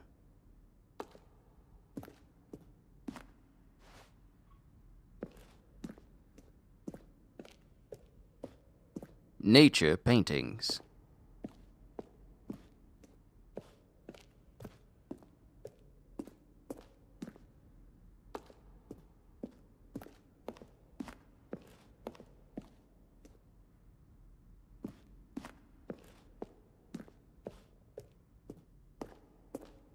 Maintenance room. An early version of the maintenance room.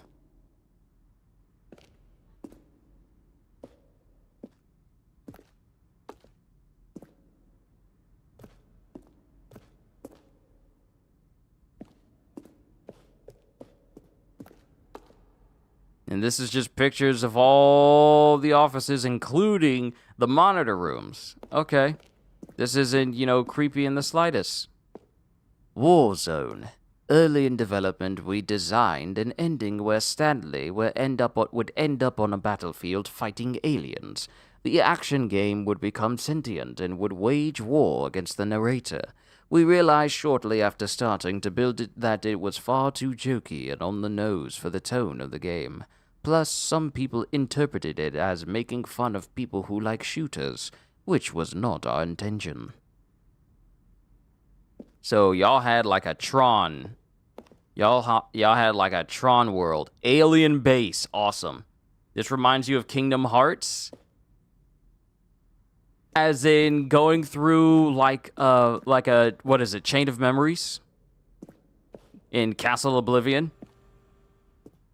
From Quakester, or Quackster. From Pixel Smith. Dear narrator, how do you stay in shape?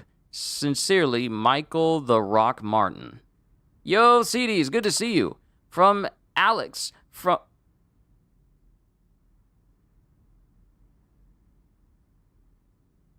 What sort of responses are these? From Art. Subject regarding your game in the works. Dear narrator, I appreciate the previous Stanley game as a work of art and a standalone title.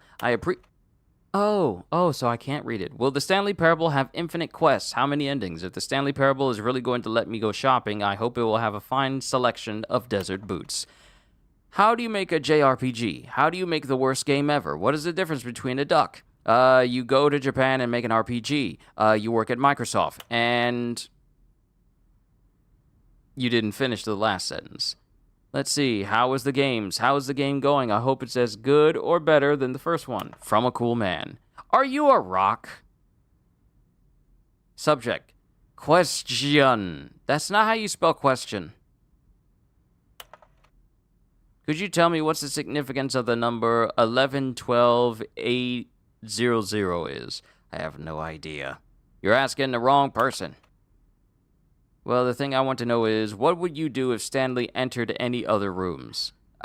This whole session has been me doing just that. For instance, on a scale of Max Ernst to Salvador Dali, how surreal would this game be? Were you born with a magnificent voice, or did you bargain with a magician to receive it? Oh, I was born with it. Congratulations, congratulations! Wow, congratulations. In line with our previous announcement regarding that ongoing promotion, here is the result in attached file. Okay. Greetings, omnipotent voice. I wanted to tell you I like the Stanley Parable as much as I like seeing a humorously small badger in swim trunks. Indeed, I liked it as much as I like walking in the park. Please, I would like to keep this proposal as a top screen. Oh, hold on. I want to take a picture of this. Haha, nice try, but I saw it anyway. Let's see. Urgent response needed from Wang Yang. Please, I would like you to keep this proposal as a top secret and delete it if you are not interested, and get back to me if you are interested for details as regarding to the transfer $24,500,000 to you. This money initially belongs to a Libyan client who died in the Libya crisis and has no next of kin in his account opening package in my bank here in Hong Kong, where I am a bank director. In order to achieve this, not in order to achieve this, in order to achieve this, I shall require your full name and telephone number to reach you. Most importantly, a confirmation of acceptance from you will be needed, after which I shall furnish you with the full details of this transaction. So, y'all seen these scams before. Hey, next of kin of a person that you don't even know has decided to leave you a copious amount of money. Surely nothing bad'll happen if you give me your personal information for this. How do you type with boxing gloves on? Easy. You get 2 pencils, put them in the boxing gloves, and type that way. Solved it. What do the lights in the control room do? I really want to know. They control your mind. Next. I am Anthony Elias, business broker. Please partner with me in a very rewarding business venture. Details will be sent to you if you are interested. Sounds like a scam you would see on Discord. Hi, Mr. Narrator Guy. I have a question for you, sir. And it is, what is your message for the day? Sincerely, Harris. Who are asking these questions? There's a skeleton inside of you. There are more skeletons in this world than humans. He's not wrong.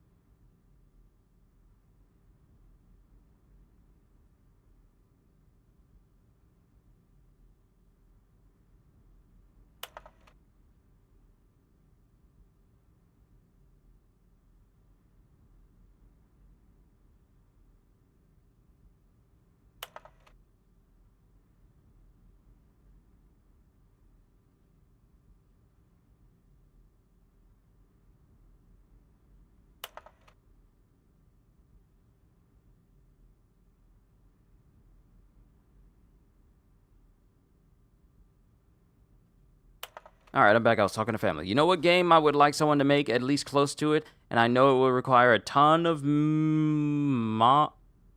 memories? A Sword Art Online game.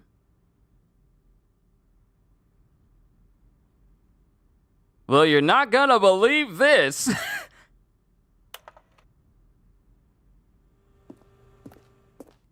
But boy, do I have a surprise for you. The Lounge. An early version of the Lounge. The Apartment Timer. In a previous version of the choice leading to the apartment ending, a timer would give you 15 seconds to pick up the phone. Not picking up the phone would lead to a different ending.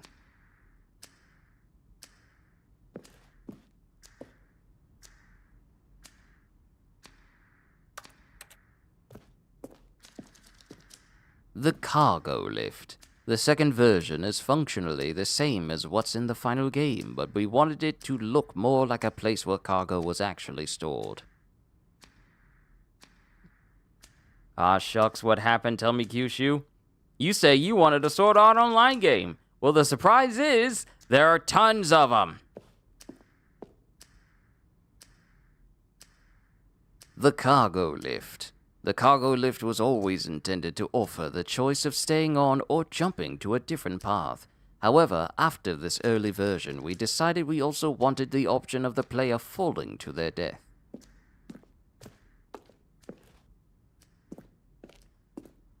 Are we in like a dev room or something? What is this? The game is now paused. Begin the game again, resume the game, options, and return to menu. Tacos sound good. We had those a couple of days ago with rice, cilantro, with Spanish rice, cilantro rice, and Mexican corn. Really? You're saying really, CDs? Yeah, man. They've been making a Sword Art Online games for years. I'm talking about how it is in the anime. So, you learn nothing from the first instance of Sword Art Online, where people got locked into it, and if they died in the game, they died in real life. Have you learned nothing? Have you learned nothing? Have you learned nothing? Have you learned nothing? Have you learned nothing? Have you learned nothing from the dangers of virtual reality?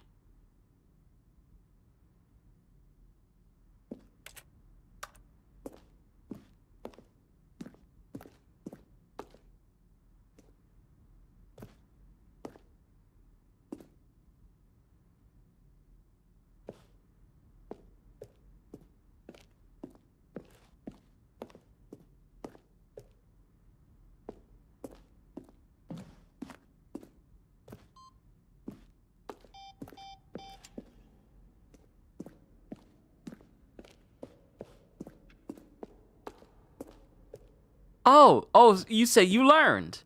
You say you learned. But you still saying like it'll require a lot of memory and whatnot, and you still want that same thing to be made. Would that be cool? Yes, it would. But at the same time, all it takes is for one sadistic smart person to be all, yeah, let me just make it so that these headsets that people are using to see their avatars, let's make it so that it can deliver a shock to the brain, or make it so that they could have adverse effects happen to their brain.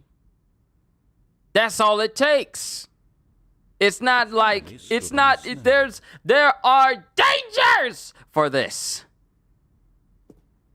Stanley stood on the roof. Stanley walked over the bridge. Stanley walked over the bridge. Stanley stood on the snow. Still nothing? I don't know. Well, in that case, I'll tell you what. You win. Congratulations. You did it. I know you put in a lot of hard work, and it really paid off, so good job. What do we do now? I don't... Stanley, But I'm saying where are a you right game... now? Where am I? I'm trying to figure out, but I can't. Stanley, who am I? Can you speak to me? Please talk. Have we done this before? Have we been in this room before? How many times have we done? I ain't saying you want it to happen in real life. If Then what are you talking about? You're saying like, oh, if they requires a lot of memories, but I want them to make a Sword Art Online game. Do you mean just like a Sword Art Online MMO? Is that what you're saying? Just like a flat out MMO? When will YouTube put our names back to normal? I honestly don't know. Because it's still a dumb decision that they want our handles to be displayed instead of our usernames. I done already sent them feedback. I don't trust that it'll be heeded because, you know, they've already made up in their minds that this is best for everyone, even though they haven't consulted the people affected.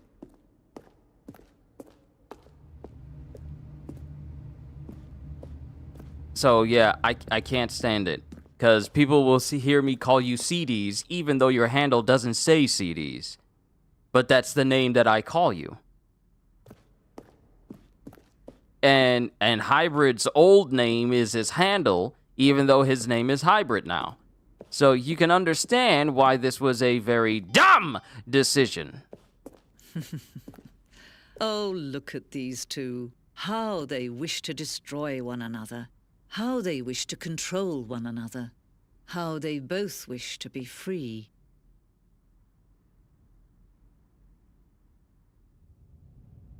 Can you see? Can you see how much they need one another? No, perhaps not. Sometimes these things cannot be seen. But listen to me.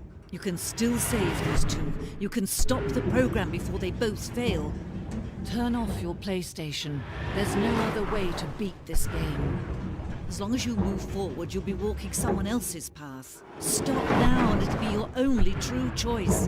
Whatever you do, choose it. Don't let time choose for you. Don't let... I mean, I'm not turning off my PlayStation, because that's going to mess up the stream. I was born that night, not last night.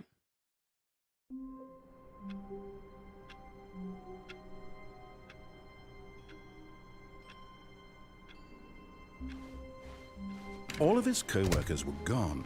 What could it mean? Stanley decided to go to the meeting room. Perhaps he had simply missed a memo.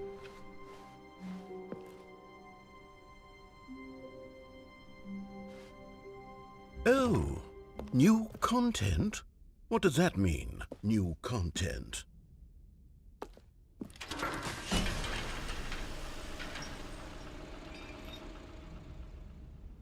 New content? These corporates, I know. People are used to usernames, not handles. At least give us the option to toggle thank you it. for playing the Stanley Parable Ultra Deluxe. As you may know, the Stanley Parable was a video game released in 2013 on home computers. After receiving critical and commercial success, it was expanded upon in 2022 with the Stanley Parable Ultra Deluxe, a reimagining of the game for consoles and home computers.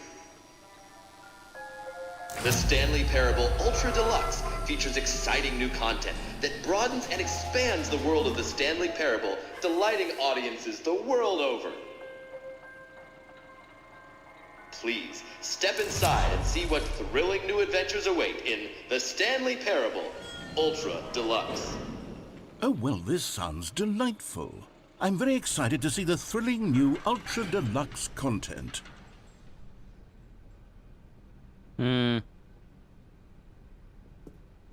Methinks this'll be lackluster. Okay, so far it's an elevator. Nothing special yet, but I'm sure it's just the beginning of a mesmerizing adventure. Methinks this'll really be lackluster. Is it broken? What's going on here? Should we be moving somewhere or... Oh, there we go. All right, finally, at long last, it's on to the new content. I've never been more ready. Let's do it.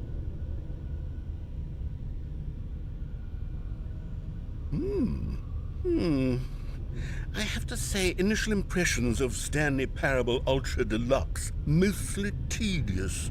It's as if them... Oh, okay. Let's see the content. Gimme the content, Stanley. Ain't he the narrator?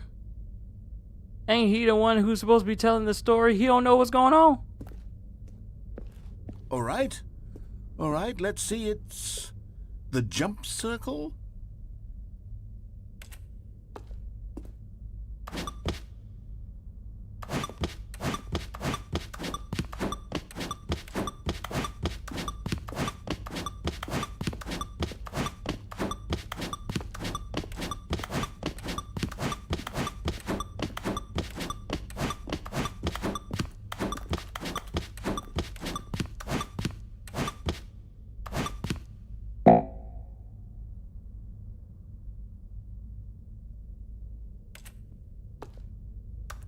Oh, I was only allowed to jump 35 times?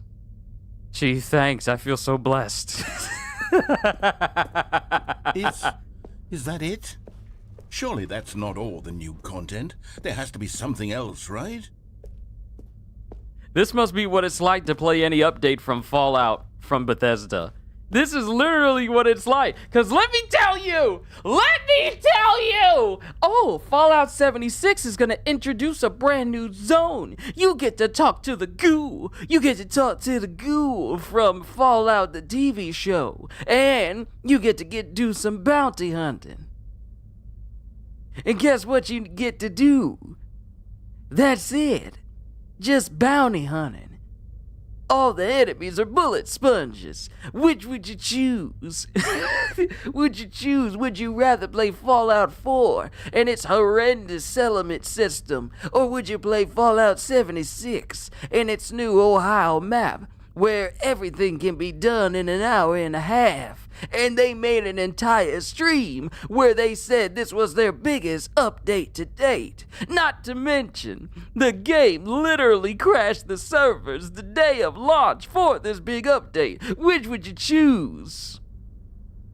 This is what it's like to play anything major from Bethesda, especially when it's their updates. Oh, that's it? Never played Fallout or watched it. I got some streams on the channel of me playing through Fallout 4. And I want to say, I think a session of me playing Fallout 76 once or twice, I think it was. But, to be honest with you, the Fallout series, gaming-wise, has not reached the level of quality we expected from Fallout 3. Another elevator. Stanley, I have to say, initial impressions of this game are not positive. It's just elevators and jumping. Is this what passes for exciting new content? Asks every single person who plays a new Bethesda product. If this is new content, then I could just read you the whole dictionary. There's if you just put Bethesda in front of this conversation. 20 hours of new content right there. Hell, I could counter 30 trillion. You could put that on the box. The Stanley Parable Ultra Deluxe, now with over 1,000 hours of new content. And oh wait, there's more. Very good. Yes, I knew there had to be something else. Let's see it. I'm ready for whatever it is. He sounds so hopeful. Oh, he sounds so hopeful that things are going to get better.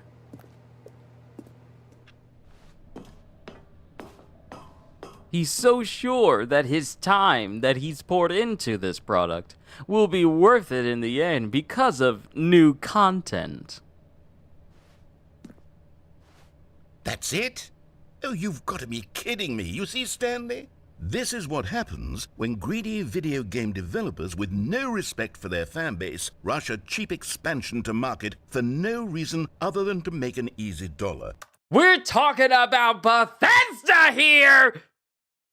And don't get me started on the level of craftsmanship that's gone into it. In fact, I'm looking right now at the game's trophies, and it's hard to believe one of them actually says, "Test trophy, please ignore." What quality assurance department signed off on this? Bethesda doesn't have any quality assurance departments. They have people who make this stuff, and then they hope everything is pretty solid the first 2 days, so that no one can complain about them releasing a broken product, and then say, oh, we'll fix it later.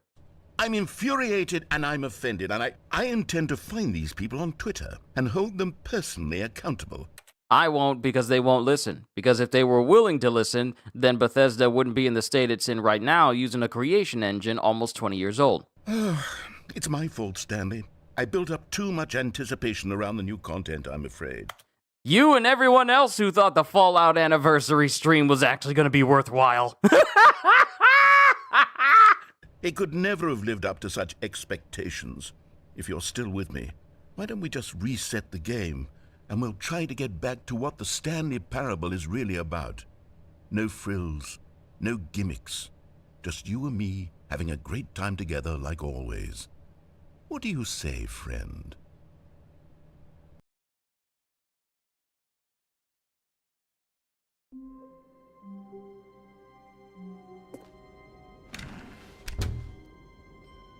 Hey, I remember that section of The Office. This whole... Stanley, come over here. In the vent. I want to show you something. It's also dangerous. Complaining to certain companies can bring legal consequences today. It depends on how it's done.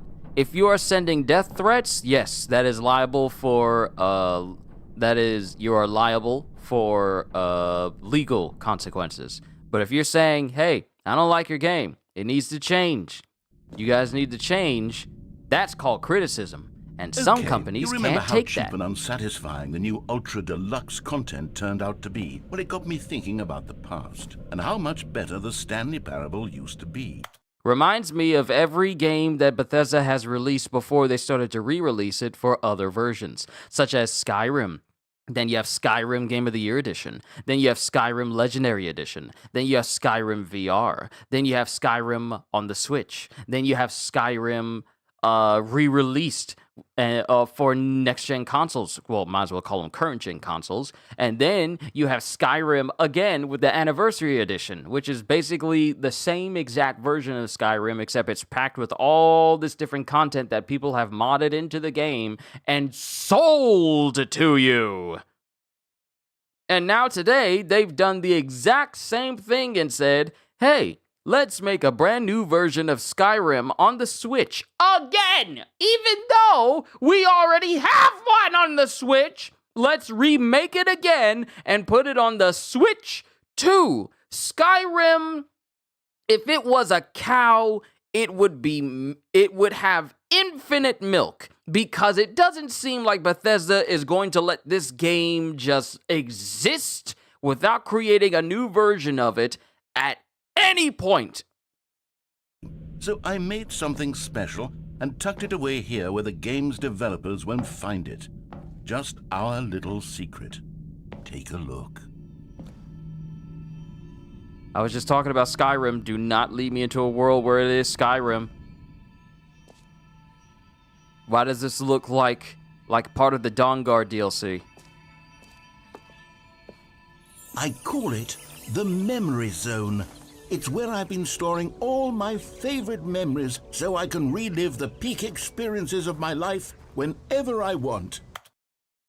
When the death threats come in, it's all in, no amount of restraint is enough. It's stupid how people will threaten someone because of their decisions or jobs. It's dangerous. And I call those individuals unstable. Because you are not stable if you threaten the lives of someone just because of a decision that was made towards a game that you may or may not like, or the decisions that they've done to either the product that you like. Sending death threats does not solve anything. You're not going to intimidate people into doing what you want by saying, I am going to end your life if you don't do what we say. Because, of course, that's just a prime way to get stuff done. Let's threaten the lives of these people that don't even know who you are, where you live, or even what you look like. But, of course, some random stupid person on the internet thinks that threatening their life will give them the change that they need. Because, and since I moderate for WB, I moderate for some of their servers, I see all sorts of different things. People issuing death threats, people saying, like, these devs are stupid and everything. Hey! And they'll tag them, they'll try to add them, and they'll try to get their attention, saying, like, hey, give us some free stuff. When this stuff is going to be free? You need to do this. You need to do that. And I'm like, bruh, this is not how you get stuff done. offering up sound criticism and saying what needs to be done and it makes sense, yes, that's fine. But saying, you're stupid and I wish you would die and stuff like that doesn't get what you want. But, it's the internet. And smart isn't always how conversations are started. Smart isn't what's pretty much the backing of conversation. You get people who speak first and think later.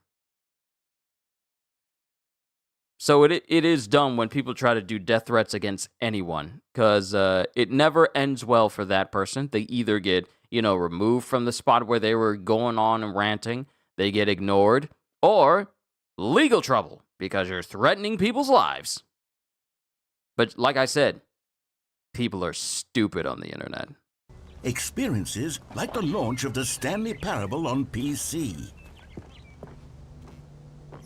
You see, Stanley, doesn't the memory zone remind you of how wonderful Stanley Parable was before it was sullied with a cheap PlayStation port? Remember back in October of 2013, when the game originally launched? Back then, video games had integrity. Back then, it all meant something. Oh, the waste. Regrettably, it's not limited to the internet. Oh, I know, but it happens so much on the internet because people have gotten so used to saying whatever they wanted and not getting punched in the face for it. That's the reason why, even though it happens in, real time to people in real life, on the internet, people just say it with reckless abandon because to them, they're never going to have to worry about consequences. They're never going to have to worry about, getting the stuffing beat out of them talking stupidly. And I know I'm not a violent person. I know there are other ways that these things can be solved, but not everyone is calm enough to not, knock you out in the streets if you say something incredibly stupid. So people are so used to saying literally whatever they want online and not getting the dust knocked out of them. We don't call that being brave, though. We call that being a coward because you wouldn't say this to the person in real life. The Stanley Parable Galactic Cafe game. What everyone's saying, buy on pressurized gas. Another phrase to describe steam. Linguists identify 15,000-year-old ultra-conceived words, The Washington Post. Researchers identified 24 words whose sound and meaning have survived the past 15,000 years. 6 components of a great corporate culture. John Coleman, Harvard Business Review. Business bloggers at Harvard Business Review discuss a variety of business topics including managing people, innovation, leadership, and more, and how AI should never be a replacement for the human element. Of course, you can't have that conversation nowadays because apparently AI is the way to go in terms of workforce. Even though there are AI out there right now that are being put in charge of important jobs, and these AI are hallucinating. But of course, keep going for that AI era where they replace humans, by all means.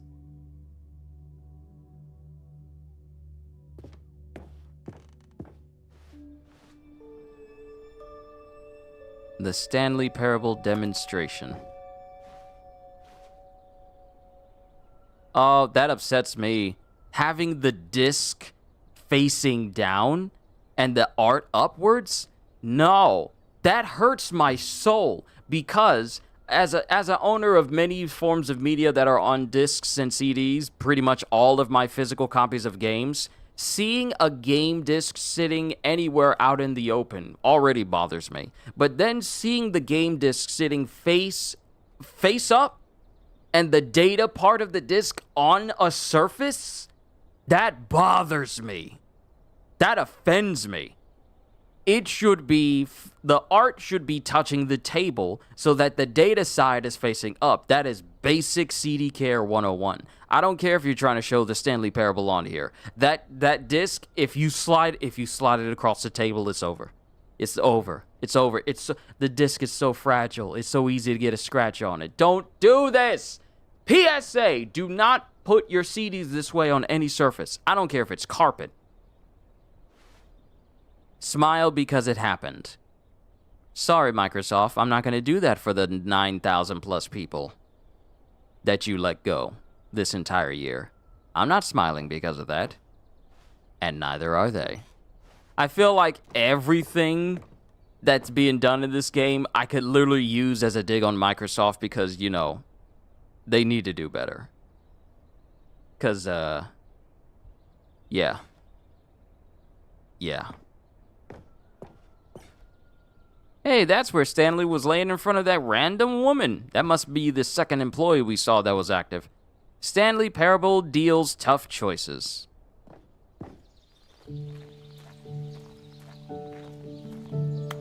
Let me sit on the memory bench. That disc is trash now. I know, and it hurts me. And over here is where I keep reviews of the Stanley Parable. Like this stunning triumph of games journalism, 10 out of 10 from Destructoid.com. James Stephanie Sterling writes, and I quote, "Where so many games that aspire to be more than games end up less than any form of art, Stanley Parable strives and then succeeds to be every game ever created."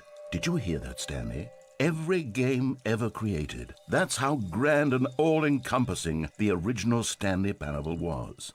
It was literally every game ever created. It was Skyrim, it was Persona 3, it was all of them, and now it's nothing. It's no games at all. It isn't even the Stanley Parable anymore. It's just a husk now. A lifeless husk with an hour of new elevator content.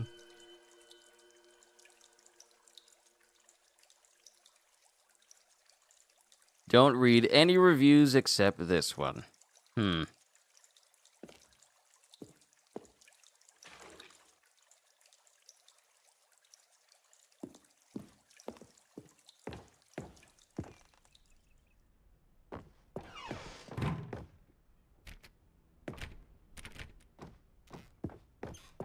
Well, I can't look at maintenance for memory lane. Ah, remember when we went to the hallway with the doors? Remember? You member. Is that how Stanley looks? Is that what Stanley looks like?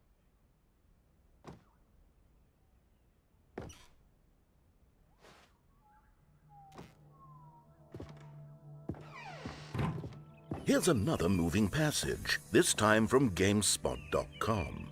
The Stanley Parable is both a richly stimulating commentary on the nature of choice in games and one that offers some of the most enjoyable, surprising, and rewarding choices I've ever been confronted with in a game. 9 out of 10. Don't you get it, Stanley? The game was perfect. It didn't need anything else. It didn't need new content. All they had to do was transport it in pristine condition along to the PlayStation. Boom, done. And they couldn't even do that. Couldn't resist the urge to go meddling with a beloved franchise.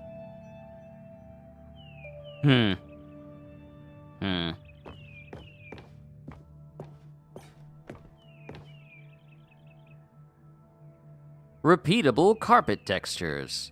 6 royalty-free designs. Can I read what's on the box?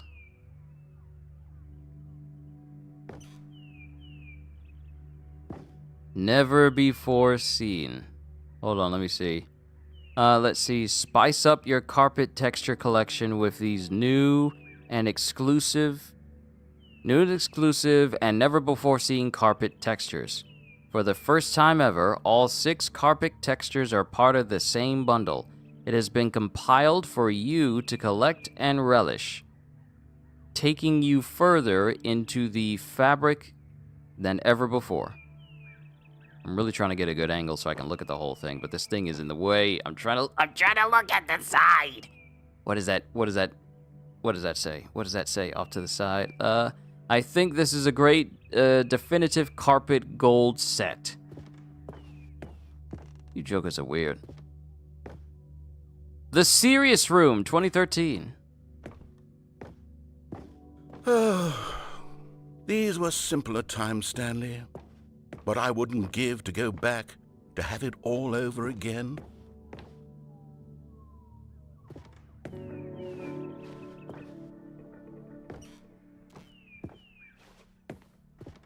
Oh, wait, this is where I came in. Doors?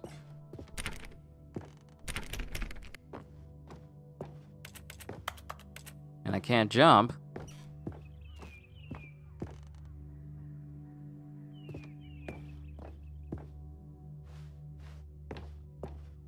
Maybe I do need to go back. Nope, maintenance door's open. Wait, hang on. I don't recall this part of the memory zone before. What's this? What's down here? Oh no, oh God, no, Stanley. It's a collection of reviews from Pressurized Gas, the extremely popular online storefront for computer games. I haven't looked at these in years. I can't even imagine what's been collecting down here. Surely these reviews were glowing as well, weren't they? Pressurized gas.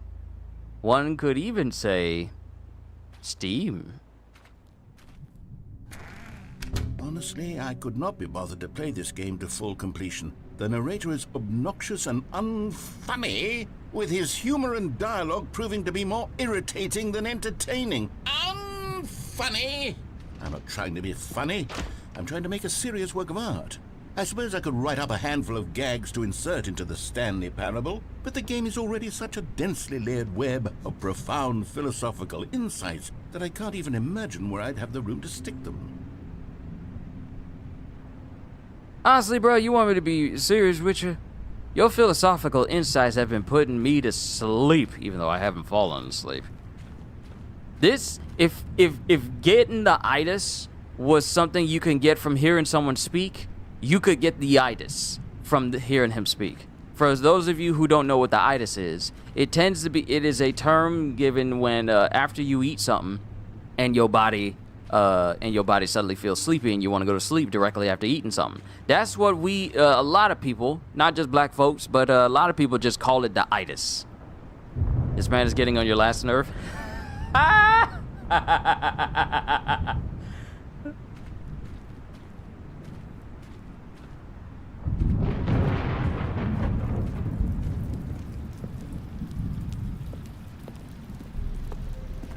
Okay, let's see what this one says. While the idea for the game is good, for someone who prefers non-linear games, this preachiness gets annoying fast. Preachy? Stanley? I'm not preachy, am I? Yes. You can tell me if I'm preachy. Honestly, you can. Yes. Oh, goodness. This is actually quite shocking for me. Well, to be honest, I had always thought of the game's dialogue as being rather terse to begin with. You can't know how much fluff I cut from the game to get it to feel as light and airy as it... Well, I always thought it did. But maybe it wasn't. Oh dear. What an awful memory to have to hold on to. These black marks are my otherwise unimpeachable track record. I feel like a failure. Like I let these people down. Perhaps the Stanley Parable isn't quite as sterling as I always remembered. I mean, I'm just playing it because it's a Tuesday. I didn't take time out of my busy schedule to be all like, oh my God, I can't wait to play the Stanley Parable.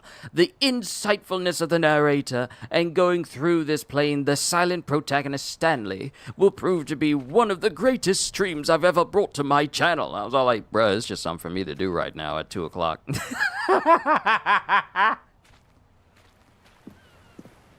What's this one got to say? You constantly have to stop doing anything so the narrator can catch up with his long-winded explanations of what's happening. I wish there was a skip button. A skip button? Well, yes. Yes, I think we can do that. If I'm truly too preachy, then maybe letting you skip ahead for just a moment, surely it couldn't hurt. Not if it means we can strike these negative reviews from the record. Only positive reviews of the Stanley Parable. That's my motto today, and it's always been my motto. I'd do anything for the customer, Stanley. Yes, a skip button we shall have. You do anything for the customer, huh? Huh.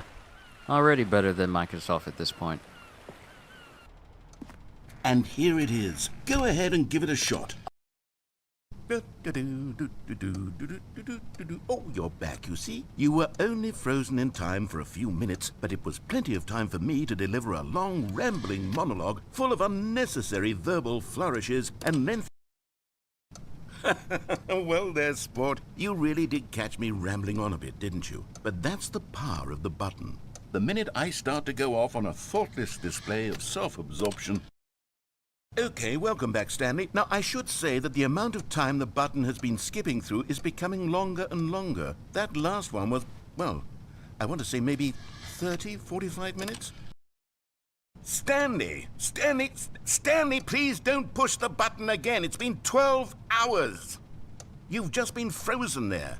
I don't know why the skips are getting longer, but they're really, truly getting longer. Oh, Stanley, you're back. You're back. Oh, my goodness. I have someone to talk to again. Stanley, I think it's been a week. Or 2 weeks. I've been sitting here all that time. Just sitting here. Not a single person to speak with. And you'd think that that's just how it's always been, right? Me talking and you saying nothing. Would you think that it's exactly the same as always? Doesn't that feel like what we've already been doing? Me just talking?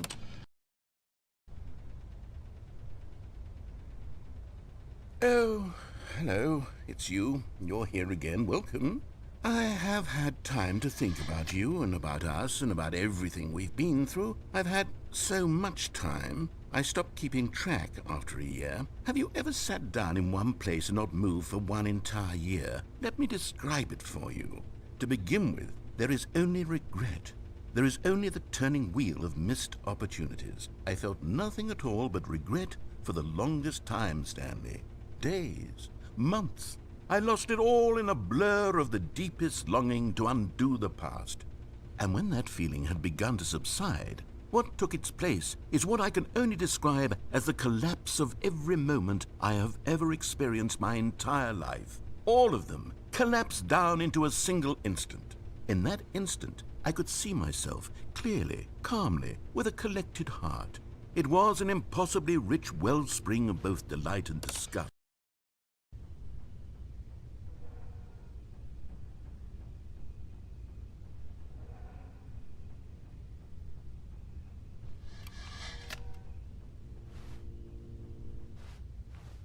There's nobody here.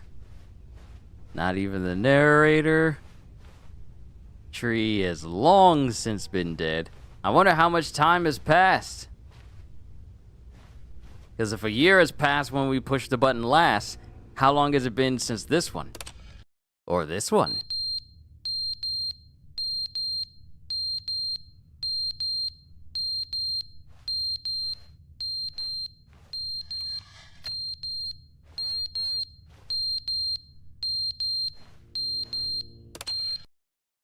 But they didn't understand the game was never meant to be funny. It was meant to have a point. It was meant to speak to the human condition. But where are the jokes? Where are the jokes? They bemoaned, they screamed, they gnashed their teeth and said, entertain us.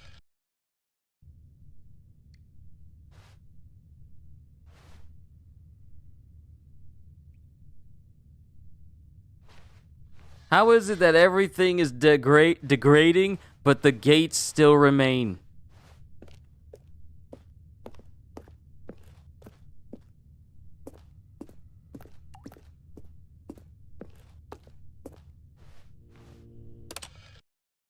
The end is never the end, is never the end, is never the end, is never the end, is never the end, is never the end, is never the end, is never the end, is never the end, is never the end, is never the end, is never the end, is never the end, is never the end, is never the end, is never the end, is never the end, is never the end.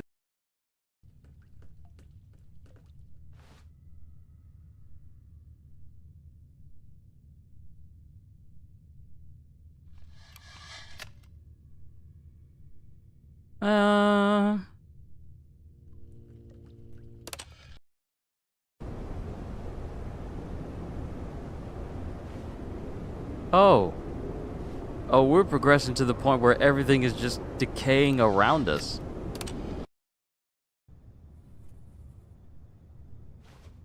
We can see clearly now the rain has gone. We can see all obstacles in our way.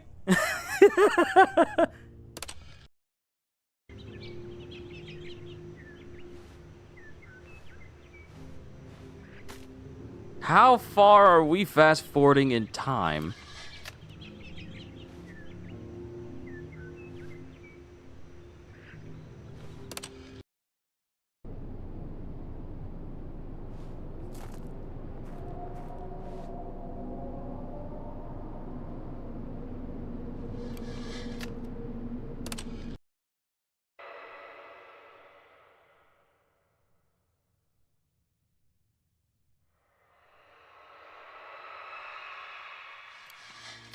I don't like those sounds.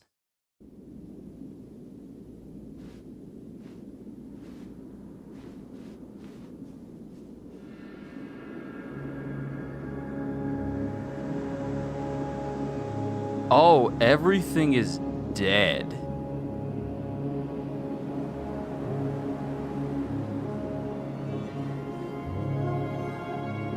Oh. Oh no.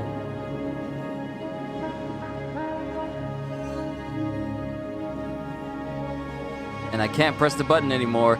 I think we've basically fast forwarded to the end of the world.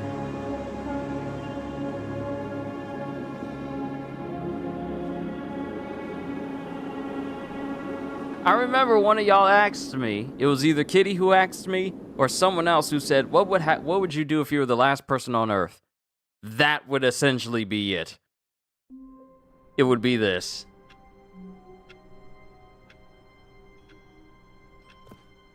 We're back here again. Someone was following Stanley. He was sure of it. If he checked over his shoulder now, he would surely catch them. It was only a matter of time. So, I don't need you saying that someone's following me while I'm moving. I don't need you saying that to me at all. Don't say that.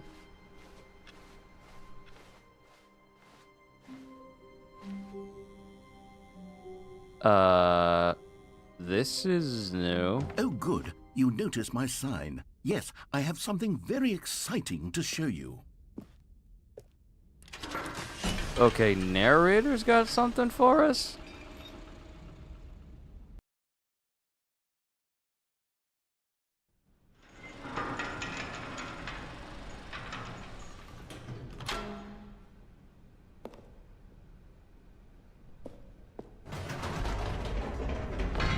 You see, Stanley, I've been reflecting on the Stanley parable and about how roundly disappointing this ultra deluxe version has turned out to be.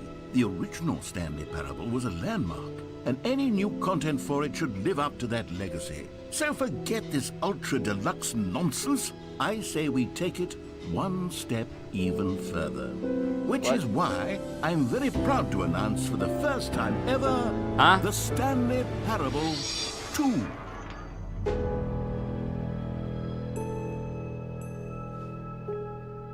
Yes, you see, isn't this far superior to a measly port with a few minor additions?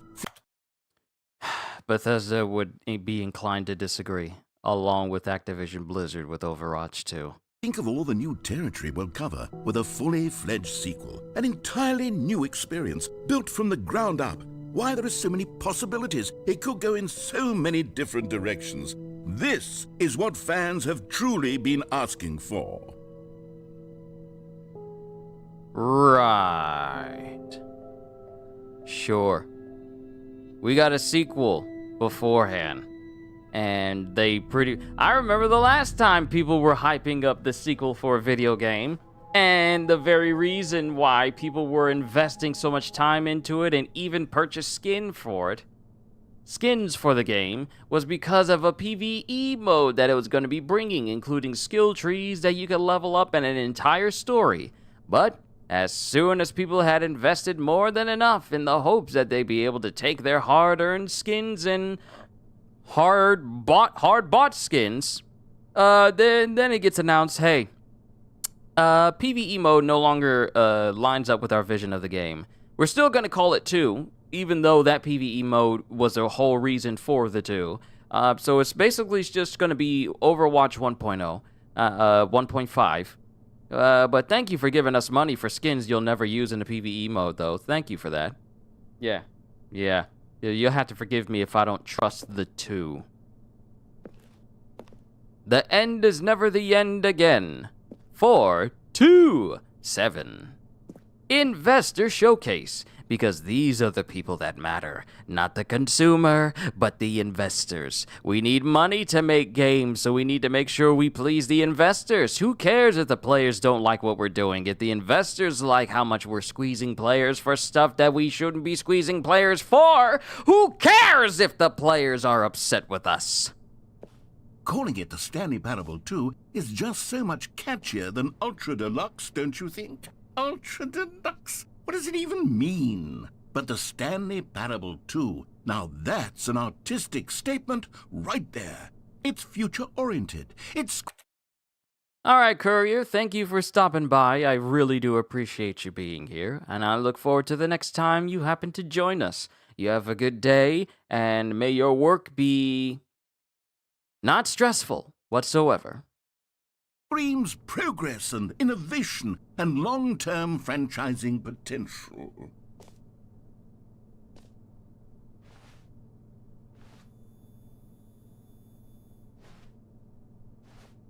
What type of flavors y'all got over here? New and tasty. Taste the sequel. What y'all got? I see pyramid. I see sip. I see... What does that say? Explodey? It's too blurry. I see data drink. I don't want to drink data. I don't think that'll taste good.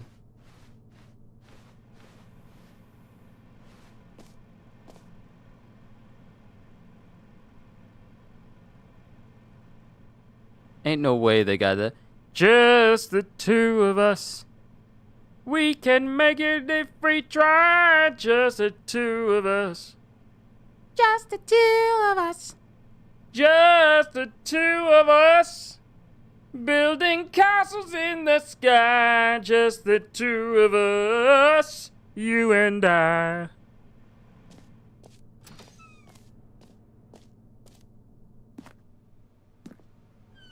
Two doors. They're back.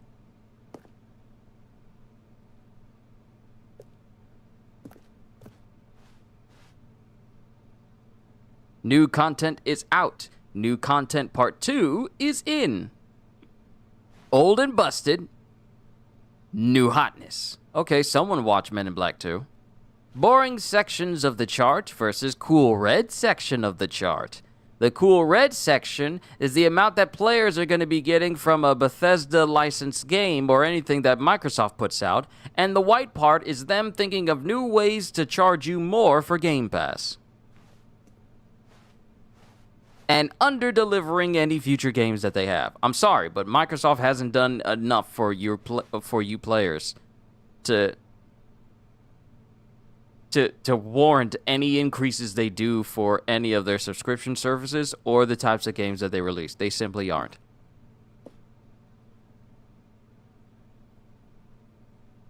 All right, who told them how I make thumbnails? Who's showing trade secrets?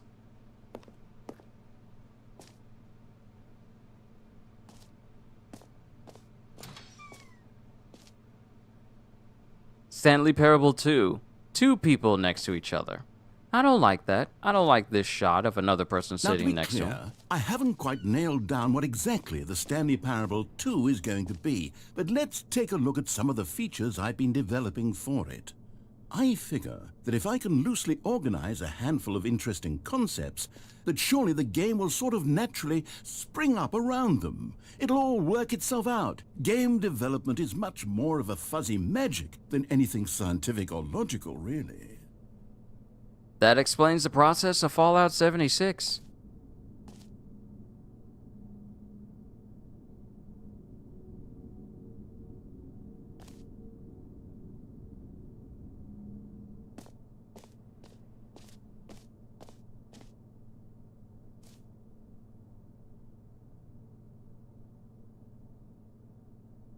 What does this say? I'm trying to find the start of this sentence. The prequel to the Stanley Parable 2 is the sequel to the Stanley Parable, is the prequel to the Stanley Parable 2 is the sequel to the Stanley Parable, is the prequel to the Stanley Parable 2 is the sequel to the Stanley Parable, is the prequel to the Stanley Parable 2. Okay, it's just repeating now. I got it.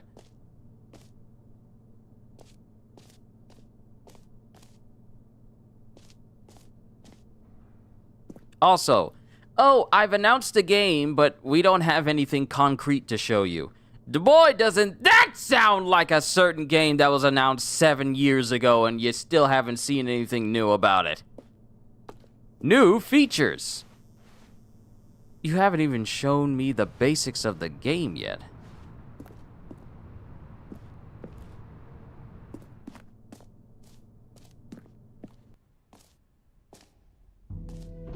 Here we are. Go on, try out some of the new features. You got a gift shop and merch before you even have the game even made? What is this, Capcom?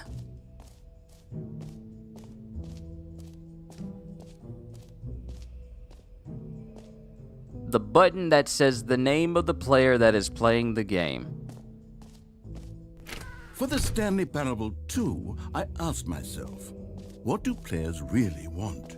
And of course, the first and most obvious answer is that they want to be individually recognized and validated as people.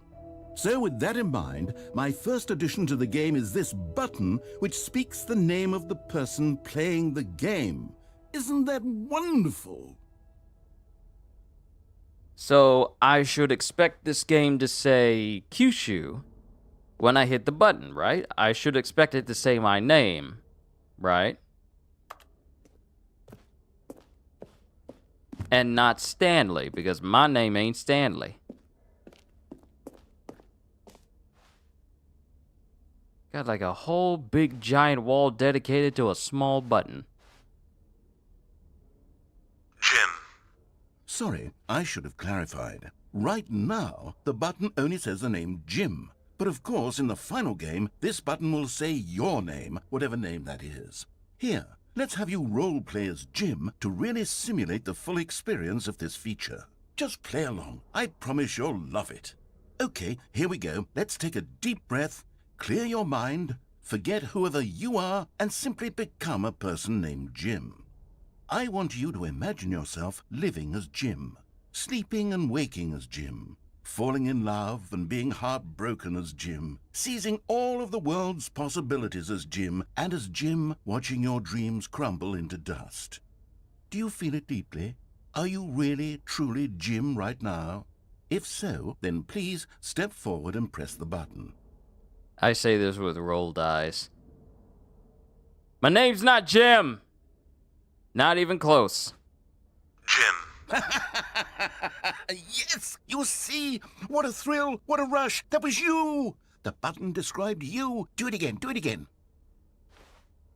Jim. Ooh, it hits even harder the second time. If this were the only new feature in the Stanley Parable 2, it would still be worth the money. Let's take a break from the Jim button. I'm too emotionally drained from all of this personal validation. A button that says your name is worth the price of however much the Stanley Parable 2 costs.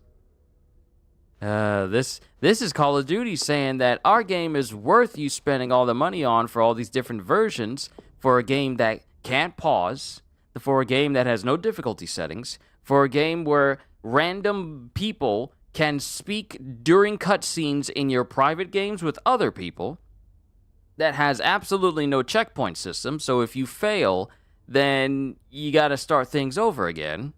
Always online. Has AI slop as banners that you can actually sell people in-game. You have to forgive me if I don't believe a single thing you say. I suppose I could allow only people named Jim to play the Stanley Parable 2. That would actually save me the work of finishing this feature.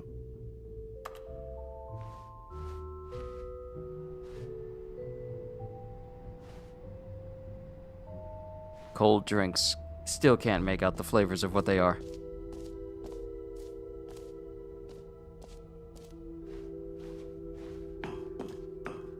An epilogue would be fun, wouldn't it, Stanley? Yes, it will go at the end of the, well, we'll figure that out later.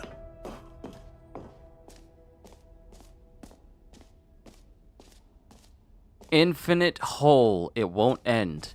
Why is that a feature?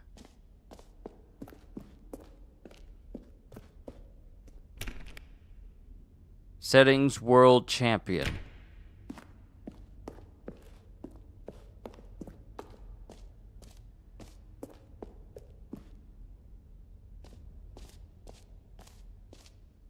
Free, new, and easy trophy. I can't believe it's that simple.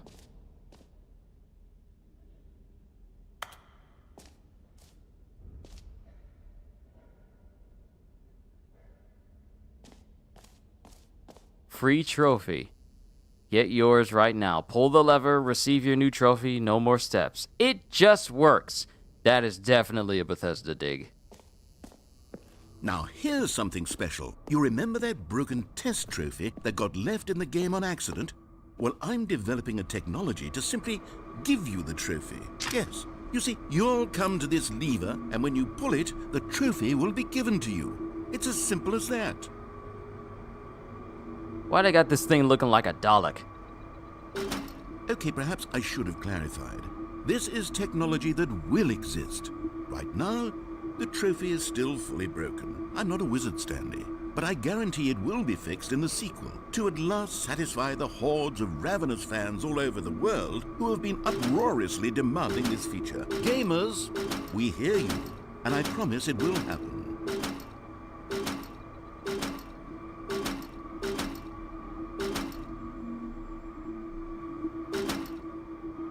Well, I tried.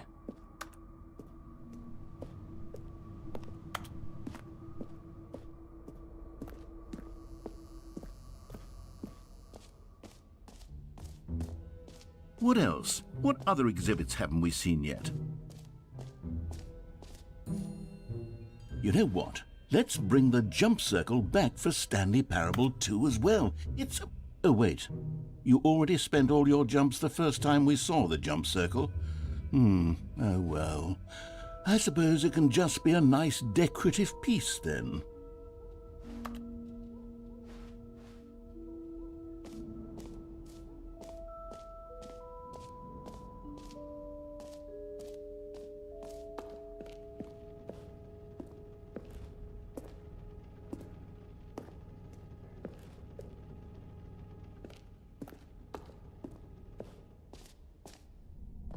Ah, collectibles.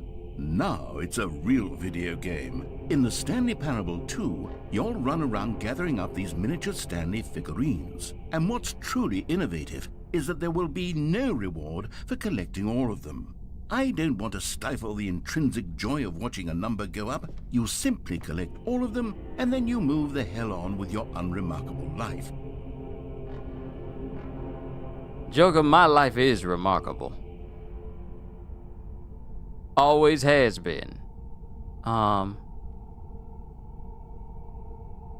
you got...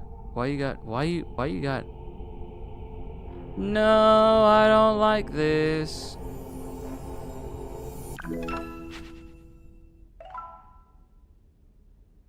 One out of 6. What?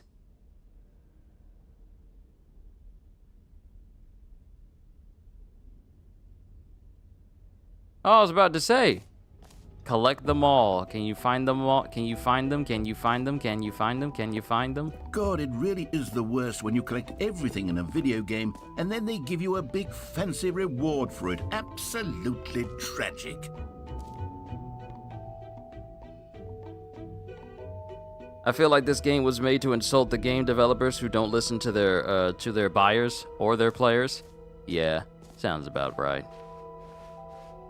We see exit is over here, but we can't leave. So maybe we come over here to look? What is that? No screenshots. Okay, I'll be honest, I haven't yet decided on this one. I think that in the new version, the office could use a bit of decoration, like balloons. But I'm undecided on Get Well Someday and Happy 12th Birthday. Which would you go with?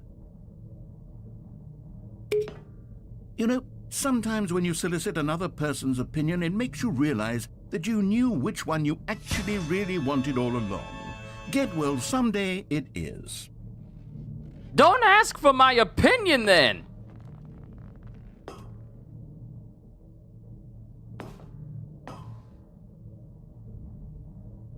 Dude really said, hey, which would you choose? Huh, I don't feel like choosing that. I'm gonna choose this instead. Or actually, maybe I should have gone with... No, I've made my decision, we're moving on.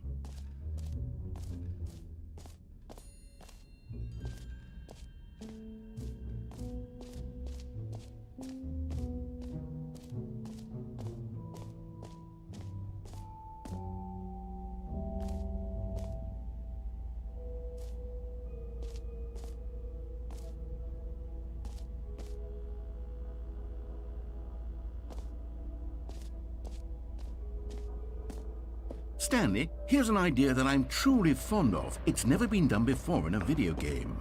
This is, in fact, a hole that you can fall down forever. That's right. Infinite falling. You can fall until the end of time, if you like. A stunning leap forward for video games as a medium.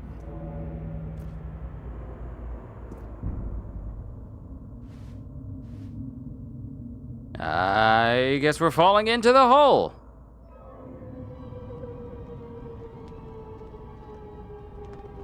You see, isn't it wonderful?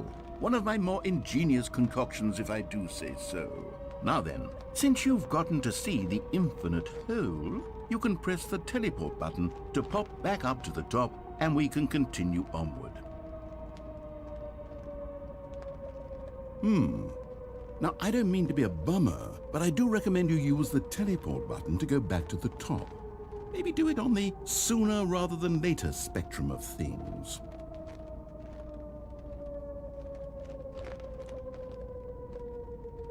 Okay, Stanley, I don't know quite how to say this tactfully, but it's possible that I slightly exaggerated the infinite nature of the hole. Is it a very, very deep hole?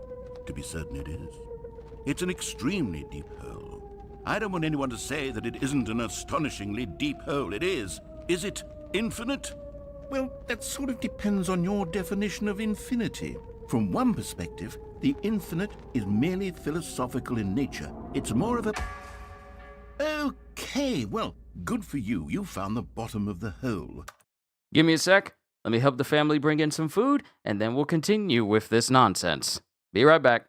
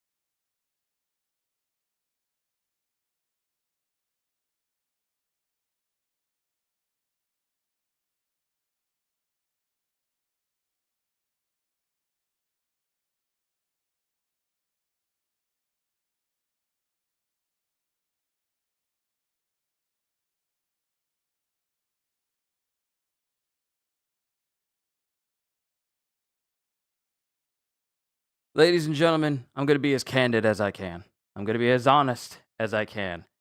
I have never been in a state where I am so ridiculously close to falling asleep while playing a game while streaming than right now. I have never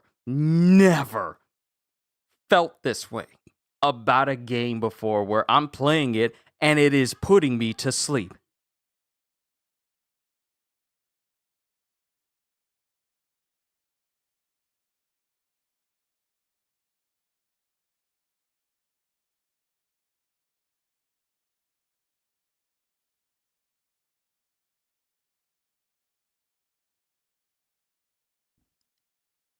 You found me out, Stanley. I'm a liar and a cheat, and you're so clever. Look, I think the issue here is just that you're unusually fascinated by falling. What normal person actually wants to fall infinitely? I figured the hole was as deep as anyone would actually need. Don't you put this on me. Maybe you're the problem.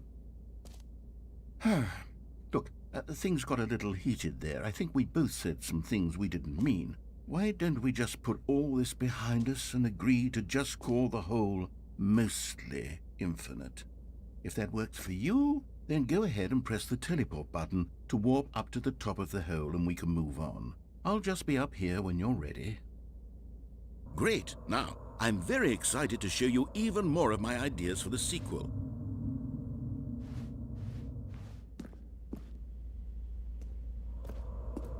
Oh, for heaven... You see, I was right. The problem is you. The problem is that you like holes too much. Not normal. A normal person would have said, yep, that's an infinite hole right there, goes on forever till the end of time. Don't need to see it all, but not you. Oh, no, no, no, no. You have a weird sort of... Oh. Did the hole seem even shorter to you this time? I couldn't help but feel like you spent a little less time in there than you did before. I mean, admittedly, I didn't make an infinite hole, but I didn't think it was that not infinite.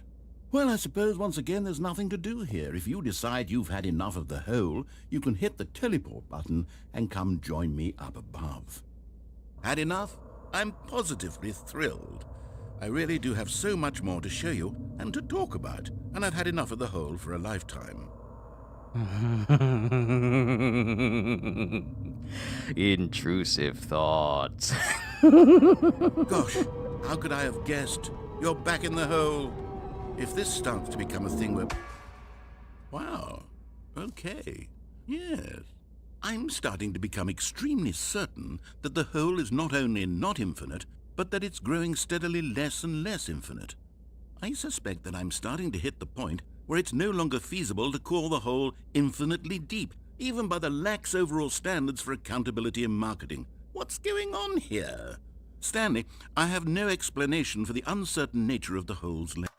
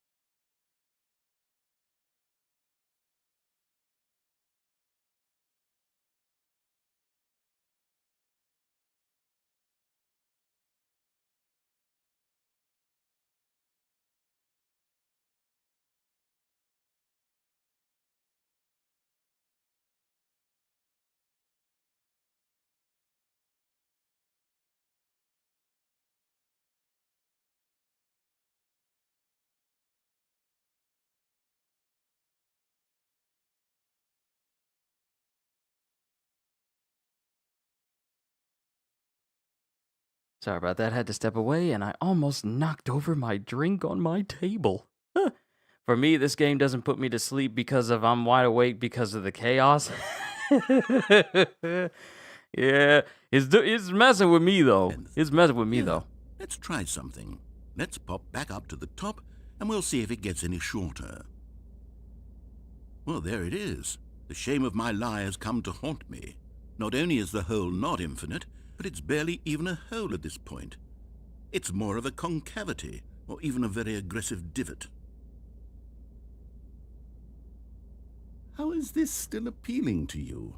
I know you're obsessed with holes, but at this depth, I just can't see this scratching the itch. Oh, who am I to judge? You just do whatever it is you're here to do and hit the teleport button when you're ready to move on.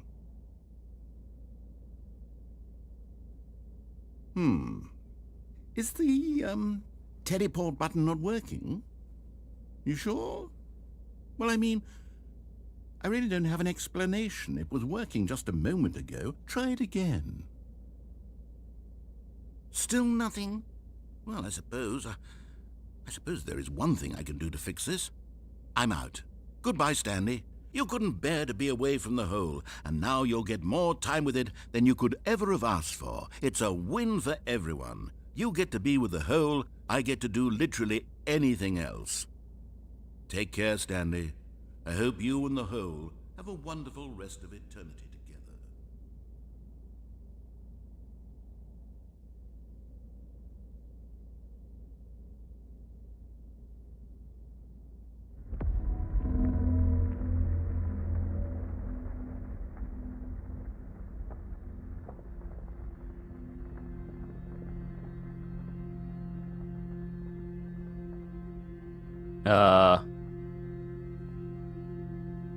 Is he coming back? Stanley! The time to use the jump button would be now. Stanley? Stanley! Stanley! Grab a hook! Grab a hook! Kung Fu grip! Kung Fu grip!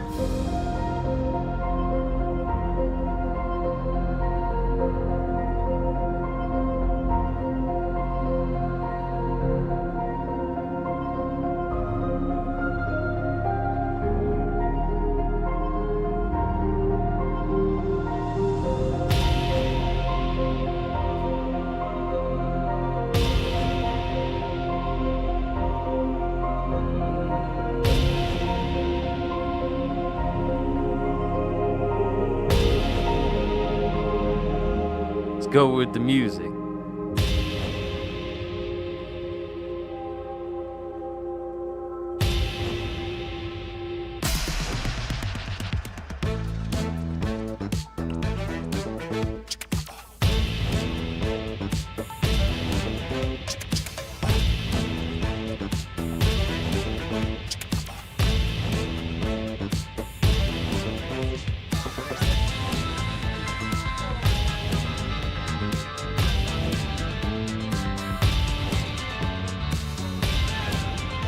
Can't jump. No, seriously, we disabled it. Well, gee, thanks.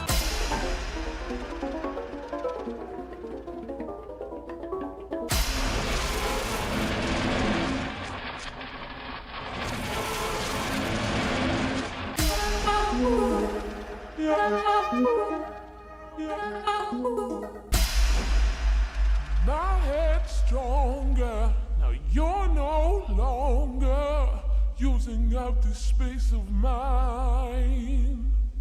My head's stronger. Now you're no longer using up this space of mine. My head's stronger. Now you're no longer.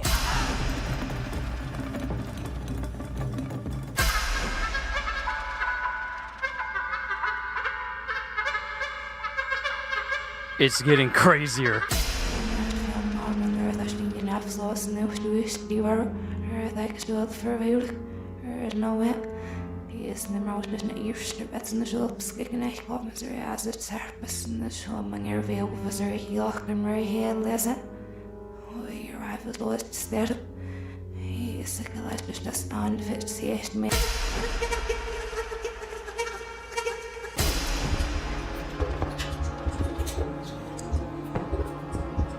Can we go back to regular music, please?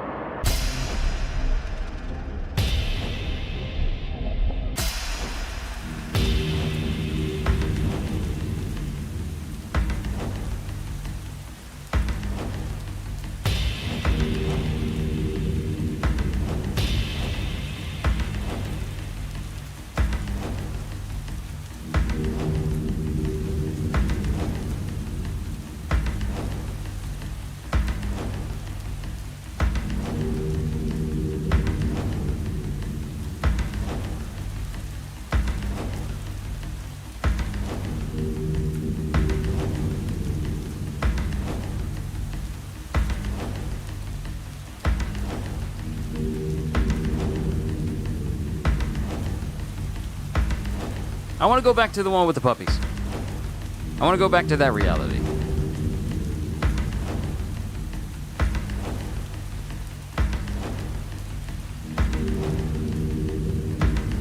Bring me back to the puppies.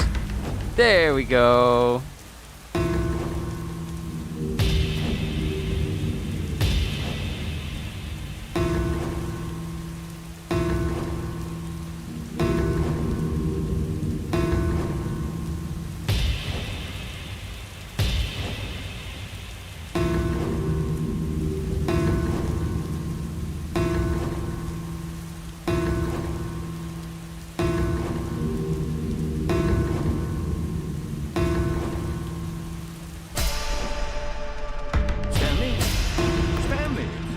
Stanley!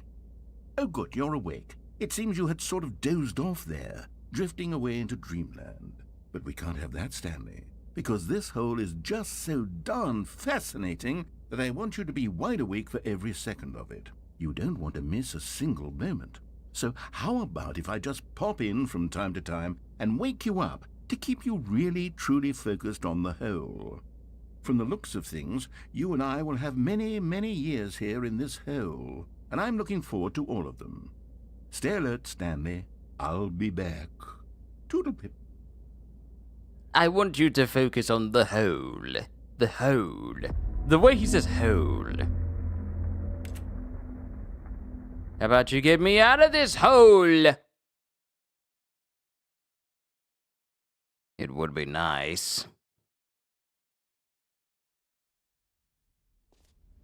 Here we are. Go on, try out some of the new features.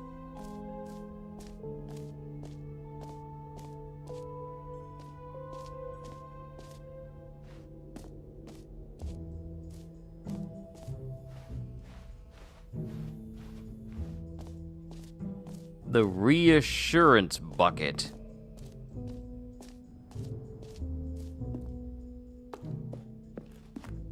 A common complaint of the Stanley Parable was that it was confusing and paradoxical, that it engendered a chaotic sense of reckless despair in those who played it. Well, I'm happy to say that after much consideration, I've engineered a clever solution to this fundamental problem with the game. It's the Stanley Parable Reassurance Bucket.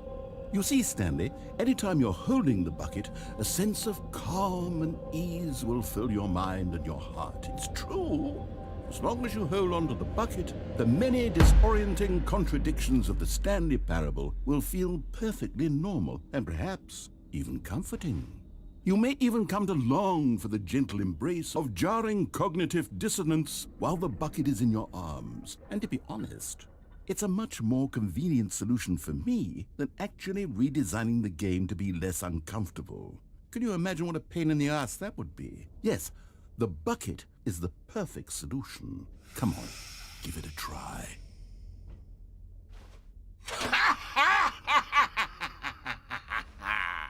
Can you feel it? The glow of comfort, even in the face of crushing despair, must already be sweeping through your body. And in fact, can I say that I do believe the bucket lends you an air of charisma as well? I think that just holding it has made you the slightest bit more attractive as a person. The benefits of the bucket seem to go on and on, don't they? All this and more await you in the Stanley Parable 2. Does anyone give out awards for most enjoyable bucket in a video game? That really should be an award if it isn't already.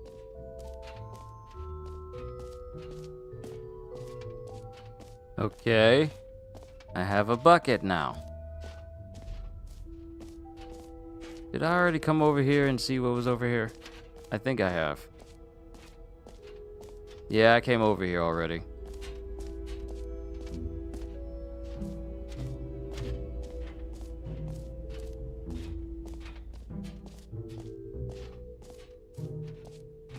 And the exit is still blocked.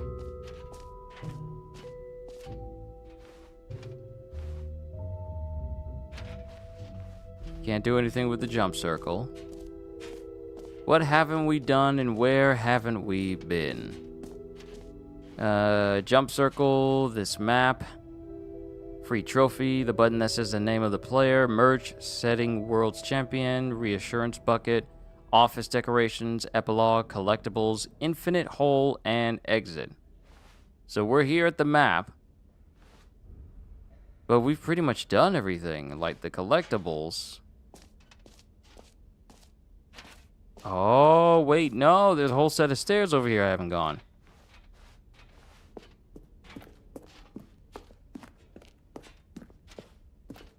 All right, have you seen everything you wanted to? Ready to move on now?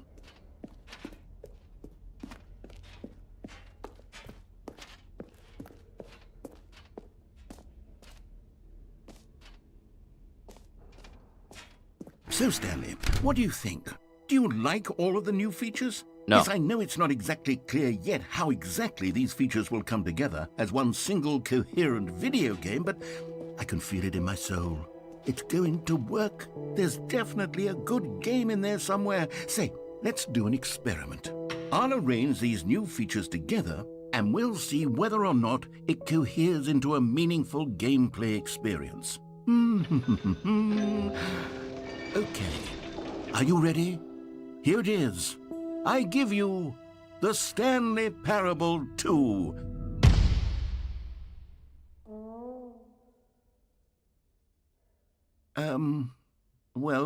I mean, there's potential here, right? It's sort of... Okay, never mind. Hold on. Let me do a different arrangement. Okay, yes, this is much better. I feel good about this. Here we go. Version 2. Who am I kidding, Stanley? This isn't a coherent video game at all. It's a lot of gags. And I do very much enjoy creating gags, but they don't add up to anything. I wanted more than anything to create a sequel that would capture all the magic of the first game. I wanted fans to love it. No matter how good these gags are, they won't stand on their own. They would need the structure and the gameplay of the original. Wait, maybe that's it. See, this is what I mean. When he starts going off on an entire tangent, that's perfect sleeping noise right there. I can take the original Stanley Parable and simply, well, insert a few of my new features into it. Tastefully, of course. With respect. With care for the vision and integrity of the original game. Would it possibly work? I suppose it could. But it would need a really, really tremendous title screen. A title screen that says with bold and uncompromising conviction, "This is the Stanley Parable 2. Let me see if I can whip something up. All right, perfect. Go ahead. Take a look.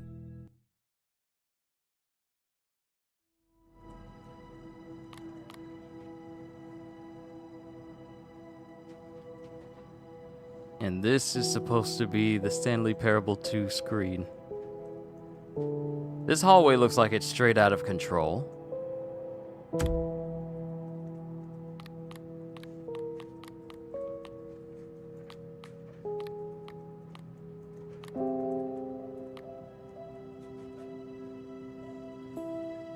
Huh.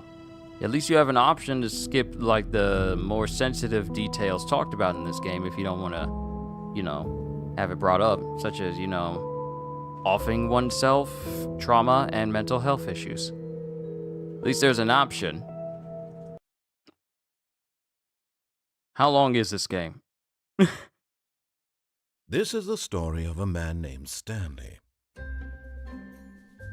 Stanley worked for a company.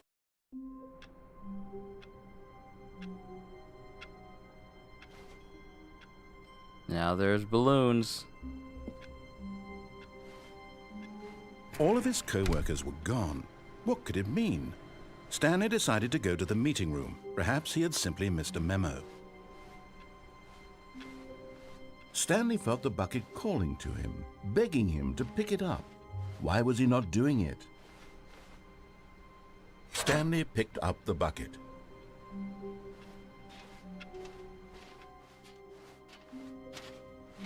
Okay. Stanley clutched the bucket tightly to his chest and entered the door on his left.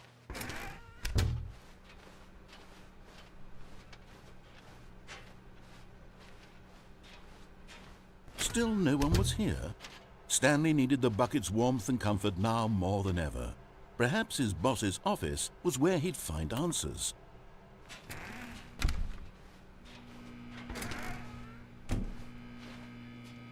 Oh, Stanley, can you feel it? The broom closet. It wants the bucket. You can feel that, can't you? The aura of jealousy? It's as clear as day. This broom closet believes it deserves the bucket. I can really feel it now. It's a bucket. It belongs in a broom closet. That's what the broom closet is trying to say here. It's supposed to go with the other cleaning supplies. Good for you, Stanley. Don't give in. Don't hand over the bucket. I know how hard it must be, given the pressure that the broom closet is putting on your shoulders right now, but you have to be strong. This is your bucket. This is your companion and lifelong friend. You can't hand it over. Oh, no. We're getting into name-calling now, it seems. Is this how low the broom closet has sunk, that it has to resort to this stream of petty insults simply in order to get you to hand over the bucket? Stanley, I never liked this broom closet for a variety of reasons, but even this is worse than I had imagined. And wait, now the broom closet has the gall to imply that you and the bucket are not truly deep and lasting friends? That your relationship is purely superficial and convenient? That your life is so banal and meaningless that you'd feel the same sort of kinship towards any inanimate object which happened to lay in your path in an even partially enticing manner? Well, I'd never. Go on, Stanley. Lay into it. Really tell the broom closet off for its demeaning comments. Expand on the wide variety of experiences you and the bucket have shared together. Go through each of them point by point. Share your journal entries detailing the rich emotional landscape of your feelings for the bucket as they have changed and evolved over the years. Let him have it.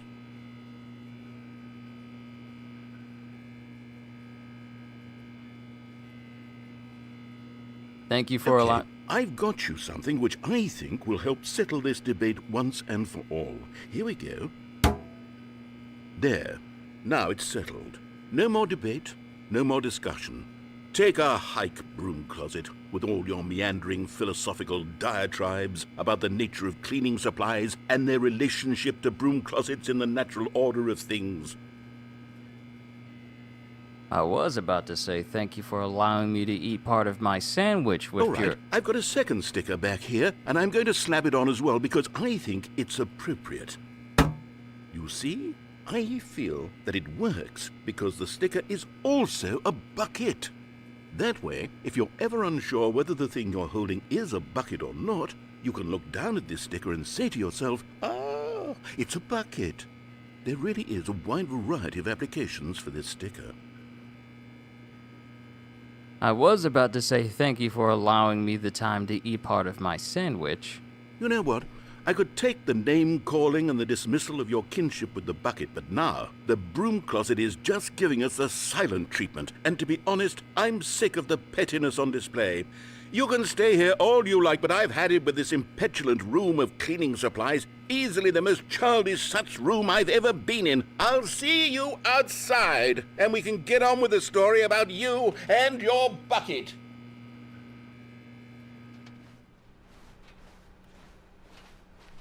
Coming to a staircase, Stanley and the bucket walked upstairs to the boss's office.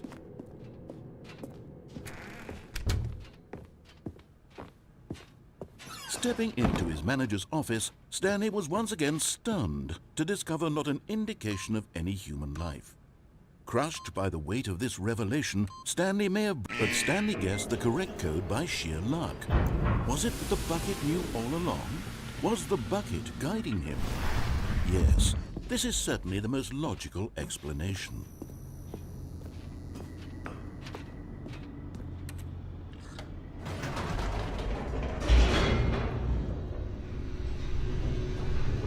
How long does this game go on for? The elevator raced downward, plummeting towards an unknown fate. It would be all Stanley could do to keep himself together, if not for the bucket. Soothing him, comforting him, reassuring that in this darkest moment of uncertainty, he would be all right. The bucket is here for you, Stanley. Everything will be fine.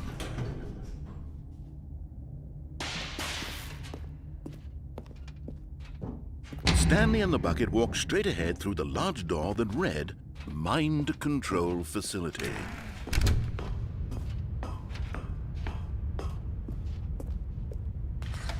The lights rose on an enormous room packed with television screens. What horrible secret did this place hold? Stanley and the bucket both wondered to themselves.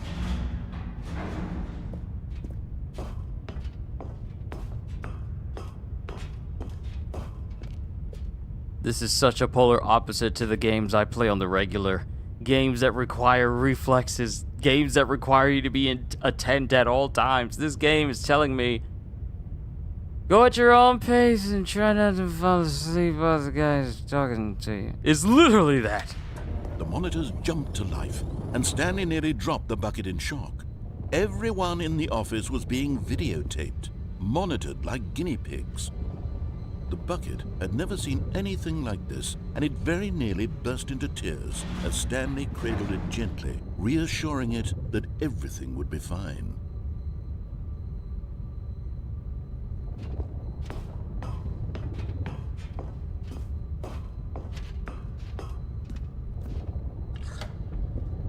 Was the bucket under the mind control facility's influence as well?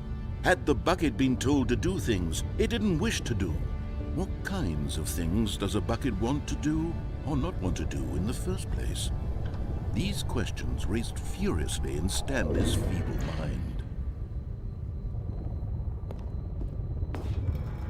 No! He screamed into the bucket. He couldn't accept it. His own life in someone else's control, never! He squeezed the bucket tighter, his one friend in the entire world. At this point, he could trust no one except for the bucket.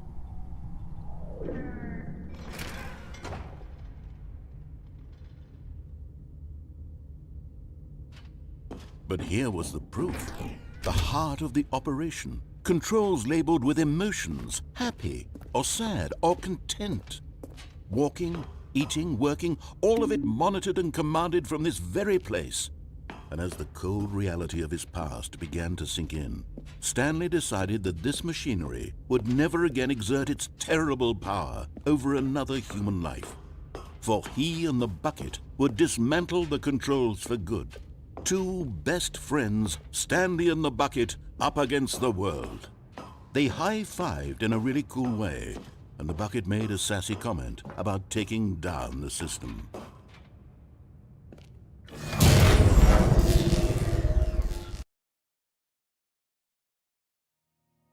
Stanley and the bucket waited in blackness. Was it over? Yes, they had done it.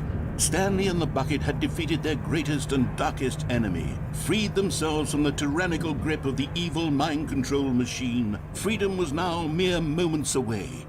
Excitedly, the two of them began to discuss the kind of life they wanted to live once they stepped through this massive door. The bucket wanted to learn to roller skate. Stanley wanted to sneeze in every country on Earth. Both of them wanted to begin watching a movie, any movie, but then stop it halfway through and begin watching it in reverse from the end. True, it was a simple life they envisioned, but it was one they'd lived together, with one another to lean on, to trust, to support. What? Wait. What was happening? Why had the door stopped?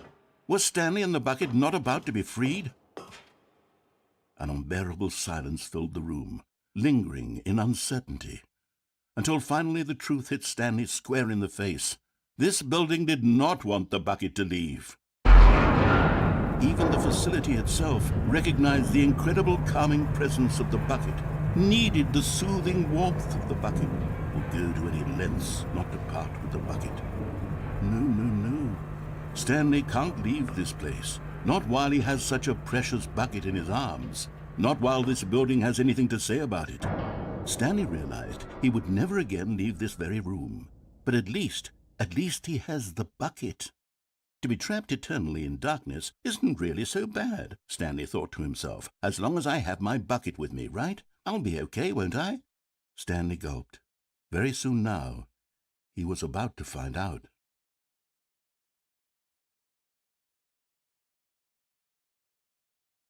Should have just left the bucket.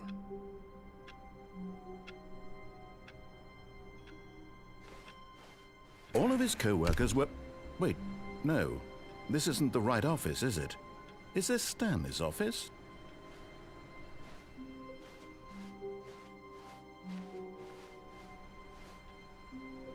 Stanley lifted the bucket into his arms, and a wave of comfort rushed over him.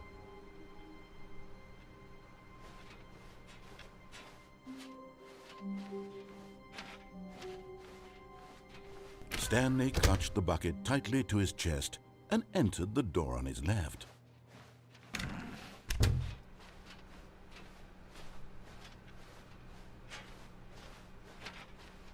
Still no one was here. Stanley needed the bucket's warmth and comfort now more than ever. Perhaps his boss's office was where he'd find answers. Coming to a staircase, Stanley and the bucket walked upstairs to the boss's office.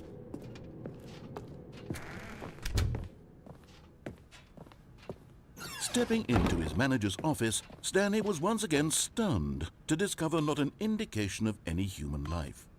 Crushed by the weight of this revelation, Stanley may have broken down into but Stanley guessed the correct code by sheer luck. Was it that the bucket knew all along? Was the bucket guiding him? Yes, this is certainly the most logical explanation.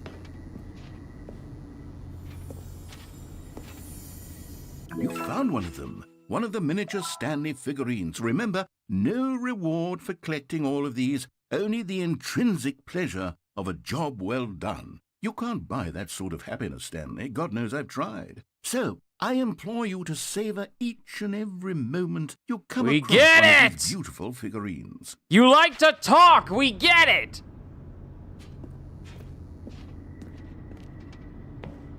It's not very often where I want someone to shut up during a game, whereas, like, I am so tired of hearing you talking. How many hours has it been? 3? 3 hours and 32 minutes? I'm at this point right now where I am just so tired of hearing this guy talk. Ahead through the large door that read, Mind Control Facility. Although this passageway had the word escape written on it, the truth was that at the end of this hall, Stanley and the bucket would both meet a violent death. The door behind them was not shut. Stanley and the bucket still had every opportunity to turn around and get back on track. At this point, Stanley and the bucket were knowingly walking forward into a very painful death for each of them.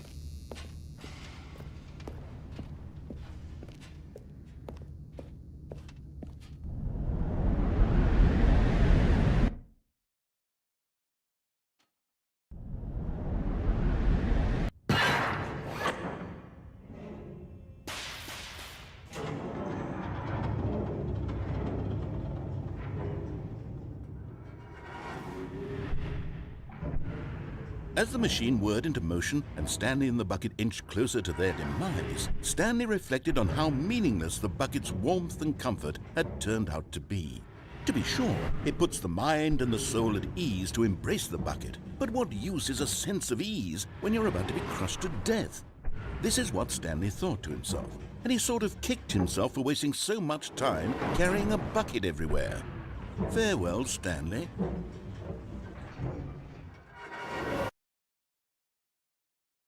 "Farewell, Stanley," cried the narrator, as Stanley and the bucket were led helplessly into the enormous metal jaws. In a single visceral instant, the bucket's life came to an end as it was crushed violently to death.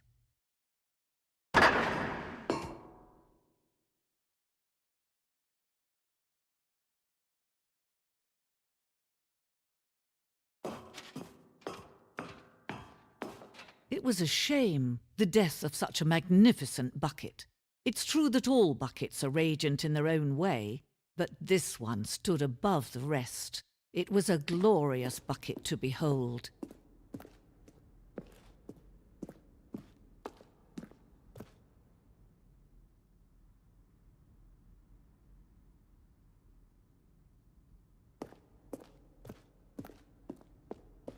Can you see how arrogant it was for Stanley to take a bucket like this and to claim it for his own? Can you see the hubris that blinded him? Can you see that the bucket is far more noble than Stanley will ever be in his short life?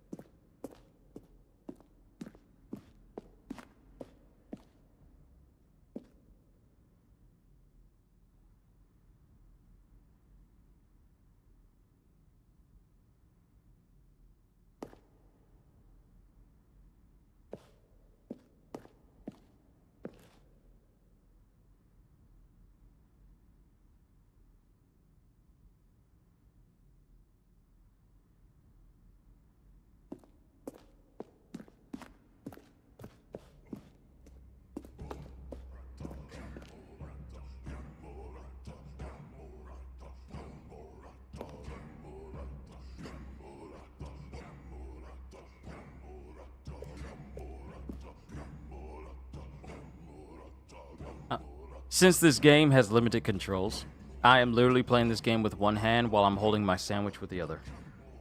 Walking around looking at stuff. No man can own a bucket, and certainly not a bucket as dazzling to behold as this one. It is man who should kneel before the bucket.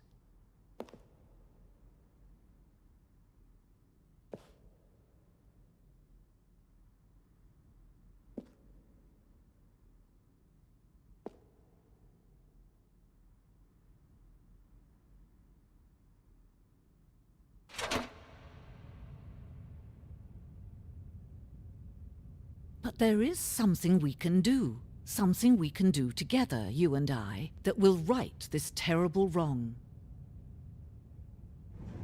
Let Stanley die. Let him be crushed by the machine. Don't reset the game. Don't give him another opportunity to run off with another beautiful bucket.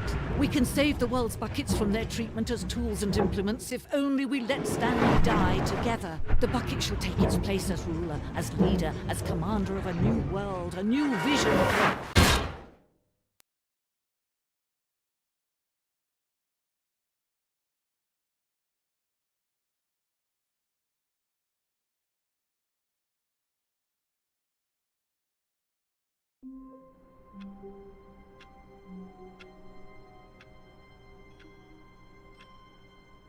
This doesn't look like my office.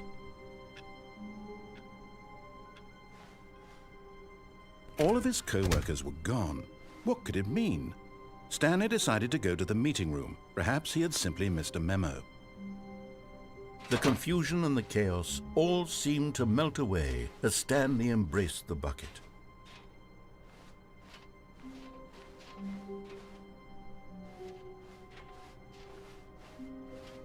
Stanley clutched the bucket tightly to his chest and entered the door on his left.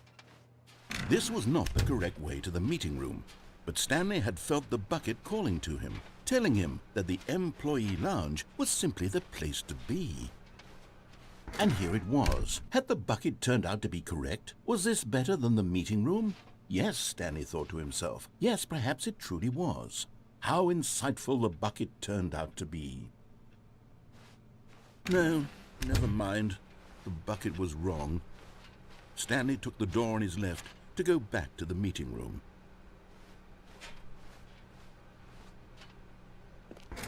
No, Said the bucket. don't go to the meeting room. Go somewhere else. The cargo lift, yes. Go there. Go to the cargo lift.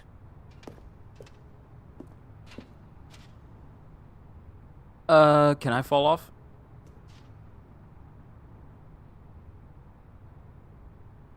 Do not jump from the cargo lift while it is in motion. Will cause death. Penalty for misuse of cargo lift, $1,000. Penalty for jumping off the cargo lift, $5,000. Yet, I don't have to worry about paying that because jumping from the cargo lift will cause death, so I ain't got to worry about the second one. Good, said the bucket. Now ride the lift all the way. But Stanley feared that any path he walked might lead to the separation of himself and the bucket, his dearest friend. So he threw himself to his death, that they might die in one another's arms. How deeply touching.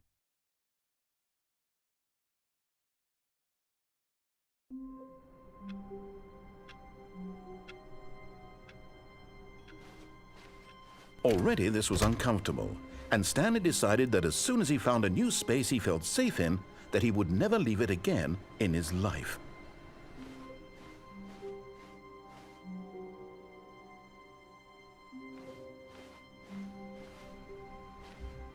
Warmth spread through Stanley's arms. With the bucket in his arms again, he was home.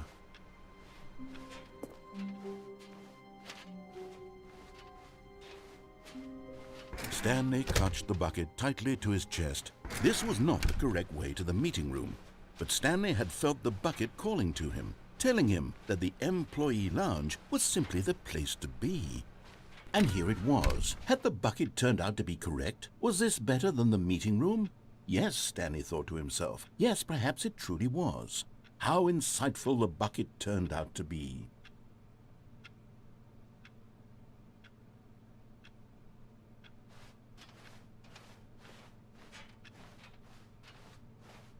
Truly, being here with the bucket was a grand adventure. Stanley reflected on all they'd been through together. First, walking through the door on the right, then walking to the lounge, then arriving at the lounge. What a thrilling journey the bucket had inspired. No, never mind. The bucket was wrong. Stanley took the door on his left to go back to the meeting room. Stanley No, has committed a said the job bucket. accident. Don't go to the meeting room. Go somewhere else. The cargo lift, yes. Go there. Good, said the bucket. Now I'm pretty ride the sure lift he won't all be the able way to get the workman's top. comp There's from something this. up there I need you to do. Stanley did not question why or how this bucket was speaking to him. It should have alarmed him, of course, because buckets can't talk. But Stanley chose not to think about this obvious fact. He was firmly convinced that the bucket had spoken to him, and he unthinkingly did whatever the bucket asked.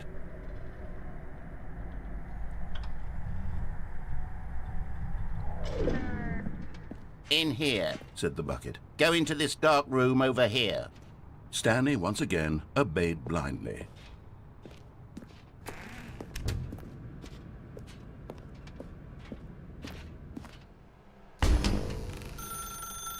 Now pick up the phone. Said the bucket.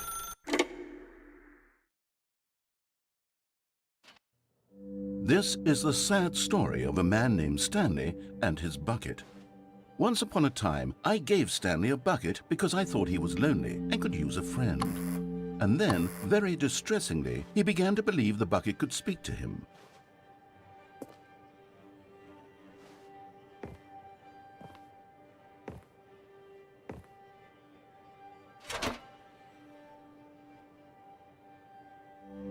The Stanley Parable Reassurance Bucket was merely meant to provide the comforting glow of companionship. It doesn't literally talk and give you orders. Whatever Stanley is hearing the bucket say to him is just in his head.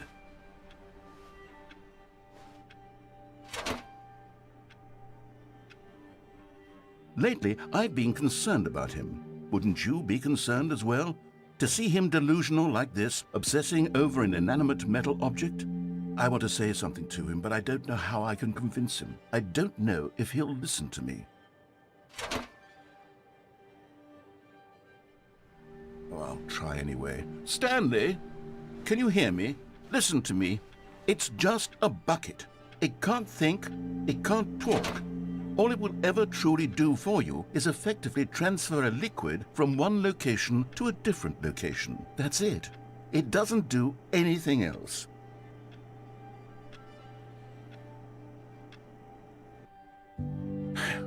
You see, he's not listening. He's still taking orders from the bucket. You know, once upon a time it was me he took orders from. Me he trusted and listened to. Now all he cares about is his awful bucket.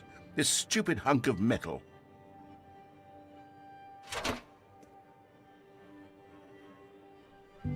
It's sad, but I suppose he doesn't need me anymore.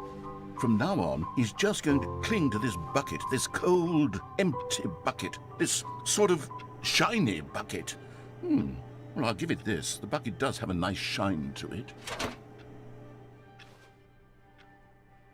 And that's how the bucket gets you. Yes, I suppose on closer inspection that it doesn't quite look like your average hardware store bucket. It's just a little more, what am I trying to say? Sturdier, more capable of transporting liquid. Like it would be better at moving an amount of water from one room to another. Oh my God, what am I saying? Better at carrying water from room to room. It's a bucket. It's literally just a bucket. Why do I feel some need to point out the ways in which it's so much more than just a regular bucket?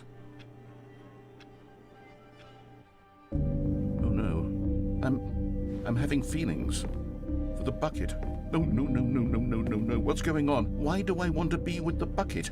Hear what the bucket has to say. Do anything it asks. What's wrong with me? I don't understand. Perhaps if I had the bucket, this would be less confusing. Yes, the bucket could tell me what to do in this troublesome situation. Yeah, this ain't good. Jazz nights with the bucket. No, picture frames with the bucket. Jazz music with the bucket. Every picture frame is a bucket.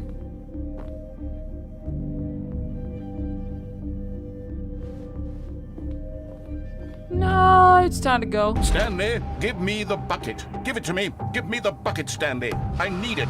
Give it to me now. Give it or I'll...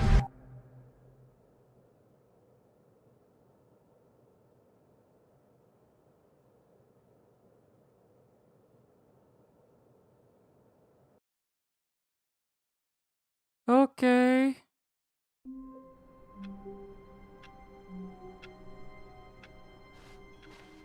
All of his co-workers were gone. What could it mean? Stanley decided to go to the meeting room. Perhaps he had simply missed a memo. This turn of the corner doesn't feel right. It looks like it was supposed to go to the right instead of the left.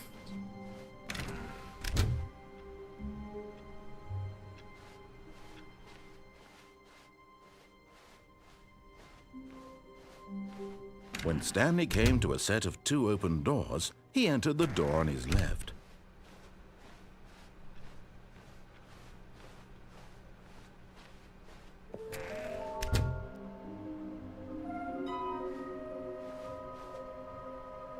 There will be a reward for finding them all.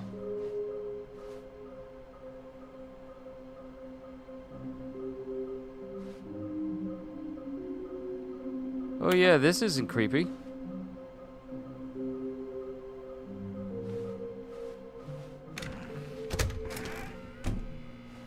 Oh no, no, not again. I won't be part of this. I'm not going to encourage you. I'm not going to say anything at all. I'm just going to be patient and wait for you to finish whatever it is you enjoy doing so much in this room. Please take your time. Well, at least he shut up. Coming to a staircase, Stanley walked upstairs to his boss's office. But Stanley just couldn't do it. He considered the possibility of facing his boss. Admitting he had left his post during work hours, he might be fired for that. And in such a competitive economy, why had he taken that risk? All because he believed everyone had vanished? His boss would think he was crazy. And then something occurred to Stanley. Maybe, he thought to himself, maybe I am crazy. All of my co-workers blinking mysteriously out of existence in a single moment for no reason at all? None of it made any logical sense. And as Stanley pondered this, he began to make other strange observations. For example, why couldn't he see his feet when he looked down? Why did doors close automatically behind him wherever he went? And for that matter, these rooms were starting to look pretty familiar. Were they simply repeating? No, Stanley said to himself, this is all too strange. This can't be real. And at last, he came to the conclusion that had been on the tip of his tongue. He just hadn't found the words for it. I'm dreaming, he yelled. This is all a dream. Oh, what a relief Stanley felt to have finally found an answer, an explanation. His co-workers weren't actually gone. He wasn't going to lose his job. He wasn't crazy after all. And he thought to himself, I suppose I'll wake up soon. I'll have to go back to my boring real-life job pushing buttons. I may as well enjoy this while I'm still lucid. So, he imagined himself flying and began to gently float above the ground. Then he imagined himself soaring through space on a magical starfield, and it too appeared. It was so much fun, and Stanley marveled that he had still not woken up. How was he remaining so lucid? And then perhaps the strangest question of them all entered Stanley's head. One he was amazed he hadn't asked himself sooner. Why is there a voice in my head dictating everything that I'm doing and thinking? Now the voice was describing it.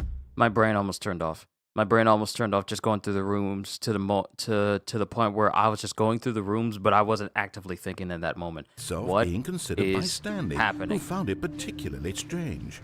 I'm dreaming about a voice describing me, thinking about how it's describing my thoughts, he thought. And while he thought it all very odd and wondered if this voice spoke to all people in their dreams, the truth was that, of course, this was not a dream. How could it be?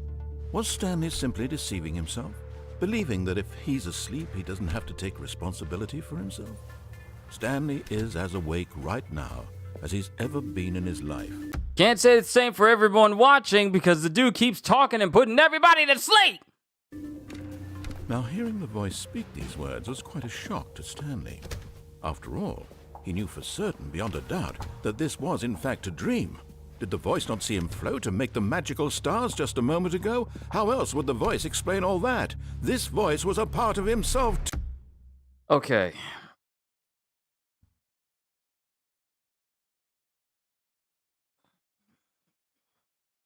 I don't know.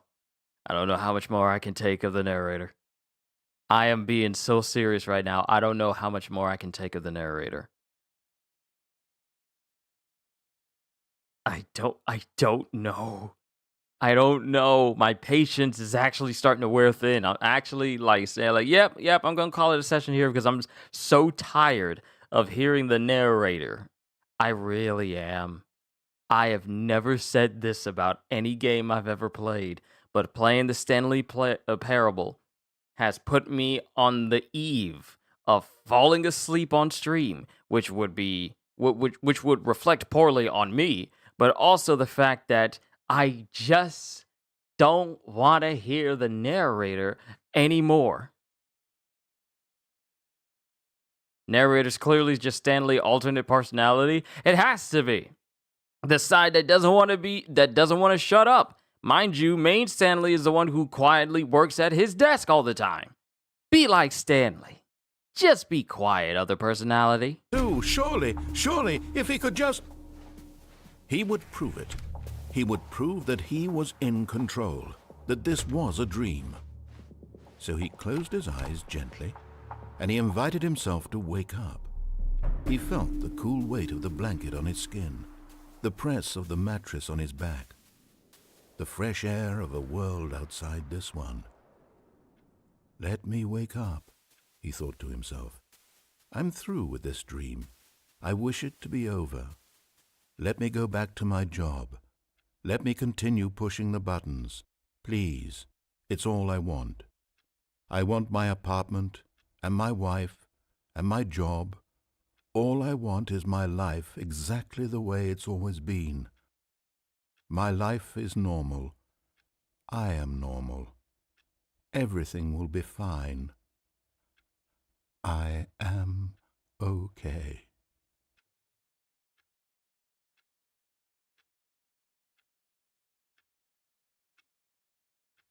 Stanley began screaming. Please, someone, wake me up. My name is Stanley. I have a boss. I have an office. I am real. Please, just someone tell me I am real. I must be real. I must be. Can anyone hear my voice? Who am I? Who am I? And everything went black.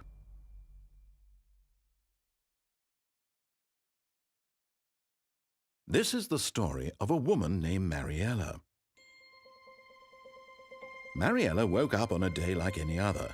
She arose, got dressed, gathered her belongings, and walked to her place of work. But on this particular day, her walk was interrupted by the body of a man who had stumbled through town talking and screaming to himself, and then collapsed dead on the sidewalk. And although she would soon turn to go call for an ambulance, for just a few brief moments, she considered the strange man. He was obviously crazy. This much she knew. Everyone knows what crazy people look like. And in that moment, she thought to herself how lucky she was to be normal. I am sane. I am in control of my mind. I know what is real and what isn't. It was comforting to think this, and in a certain way, seeing this man made her feel better. But then she remembered the meeting she had scheduled for that day, the very important people whose impressions of her would affect her career, and by extension, the rest of her life. She had no time for this, so it was only a moment that she stood there, staring down at the body. And then she turned and ran.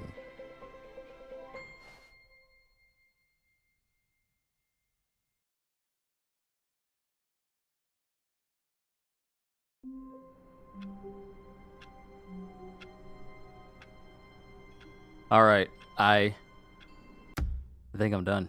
I think I'm done. I honestly think I'm done. You know what? What game is this? Ghost Runner. Okay. Trophies. What is this? Quit the game and then start it again. Play the Stanley Parable for the entire duration of a Tuesday. What? What do you mean, play the Stanley Parable for the entire duration of a Tuesday? Play the Stanley Parable? Play the Stanley Parable?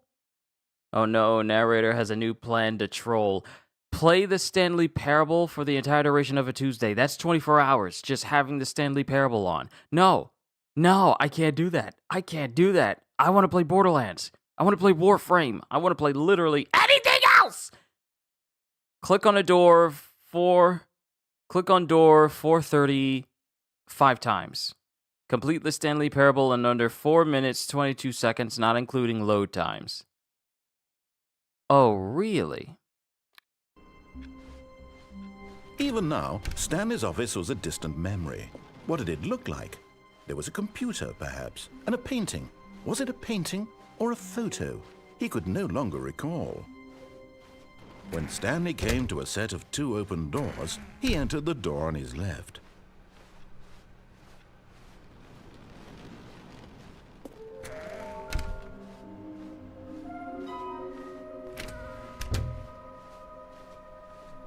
Coming to a staircase, Stanley walked upstairs to his All right, boss's bet. office. Let's see if we can get this whole thing done in 4 minutes and 22 seconds.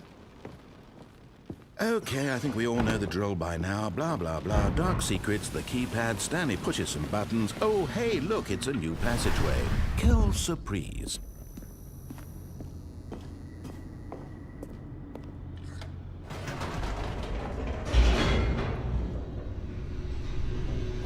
Let's see. Let's see if we can get this done within 4 minutes, not including loading screens.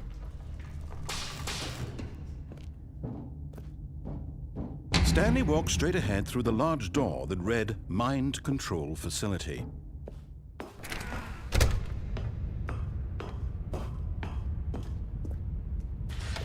The lights rose on an enormous room packed with television screens. What horrible secret did this place hold? Stanley thought to himself. Did he have the strength to find out?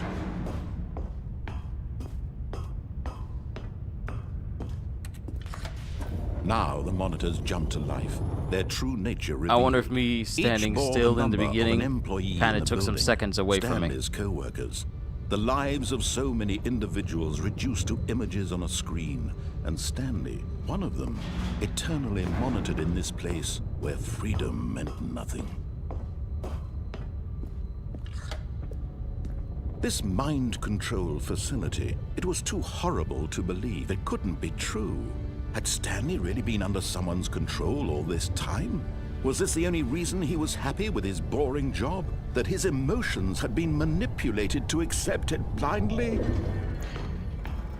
No, he refused to believe it. He couldn't accept it. His own life in someone else's control? Never! It was unthinkable, wasn't it? Was it even possible? Had he truly spent his entire life utterly blind to the world? But here was the proof.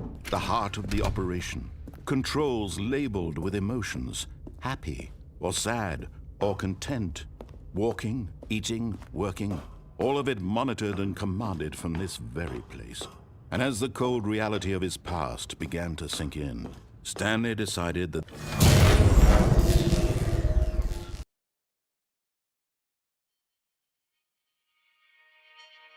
Okay, that took less than 4 minutes. That was definitely less than 4 minutes. blackness and a rising chill of uncertainty. Was it over? Yes! He had won!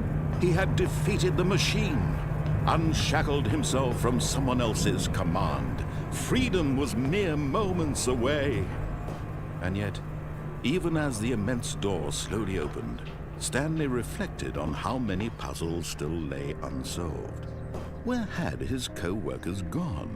How had he been freed from the machine's grasp? What other mysteries did this strange building hold? 4 minutes, As 50 sunlight seconds. streamed into the chamber, he realized none of this mattered to him, for it was not knowledge or slow even then. power that he had been seeking, but happiness. Perhaps his goal had not been to understand, but to let go. No longer would anyone tell him where to go, what to do, or how to feel. Whatever life he lives, it will be his. And that was all he needed to know. It was perhaps the only thing worth knowing. Stanley stepped through the open door. Stanley felt the cool breeze upon his skin, the feeling of liberation, the immense possibility of the new path before him.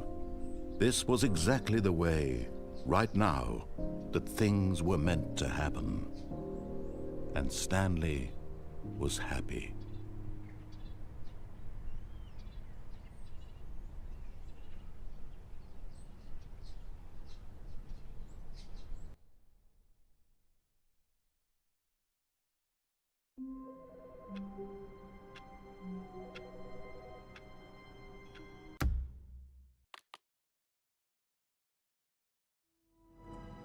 I'm good.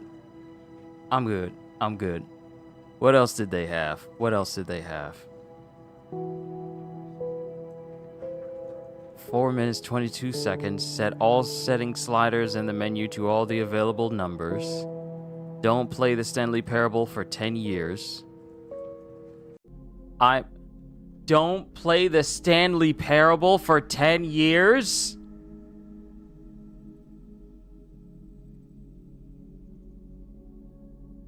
What?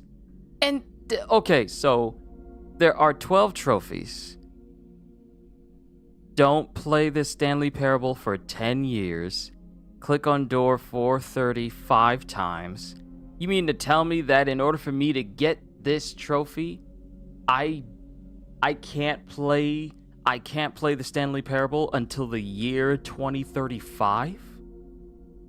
On the 9th of December, 10 years from now, is when I'll get this trophy? Oh, y'all crazy. We're done. We're done with the Stanley Parable. Ladies and gentlemen, this has been my chill session for the Stanley Parable, but it is, I'ma be real with you. This game almost put me to sleep. I know it's a unique type of game in that regard where it's not like your conventional type game, and I know it has a certain unique quality to it, but there's a reason why I don't really play games like this. I like games where I'm in the middle of action. I like stuff like Grand Blue Fantasy Relink. Spoof the date? Wait. I could mess with the date and time, couldn't I? Yeah, I could. Interesting. But to get back to it, these are not the type of games that I play all the time. The Stanley Parable, I found it to be interesting and I wanted to experience it for myself. But I'm like, I don't know how much more I could take of the narrator. I don't know how awake I could stay listening to him talk. Like, it's a lot. I like games where I'm in direct control of stuff going on. You know, not all the time with like action stuff, but just, you know, actively doing stuff. But this one is it's for longevity wise, it is just not for me. No disrespect to the devs who made it, but it's just not for me. It was a novelty and it was fun the first like 2 hours or so, but now it's like I think I'm done. So yeah, this has been my chill session with the Stanley Parable Ultra Deluxe. Yeah, it was an experience, that much I'll say. All I can say is I had way more fun just talking to you guys than I did actually, you know, playing through this. I know there's stuff to earn and whatever, but I'm like, I'm good. I'd rather play me some Borderlands or mess with Warframe or anything that can hold my attention, you know, that I can see myself playing for hours on end without feeling tired in that regard. I'd rather play those, just to be real with you. But I'm done for today. With that being said, to everyone who tuned in today, firstly, thank you for tuning in. I really do hope you enjoyed yourself. And to everyone else, all I can say is, hope you all enjoyed. Can't wait to see you all in my next video. Like, comment, and subscribe if you haven't already, because I am always, and even check out the Patreon, because I am always looking forward to entertaining you. And because I know you're coming back anyway. Have a fantastic day, and once again, as always, later, peoples.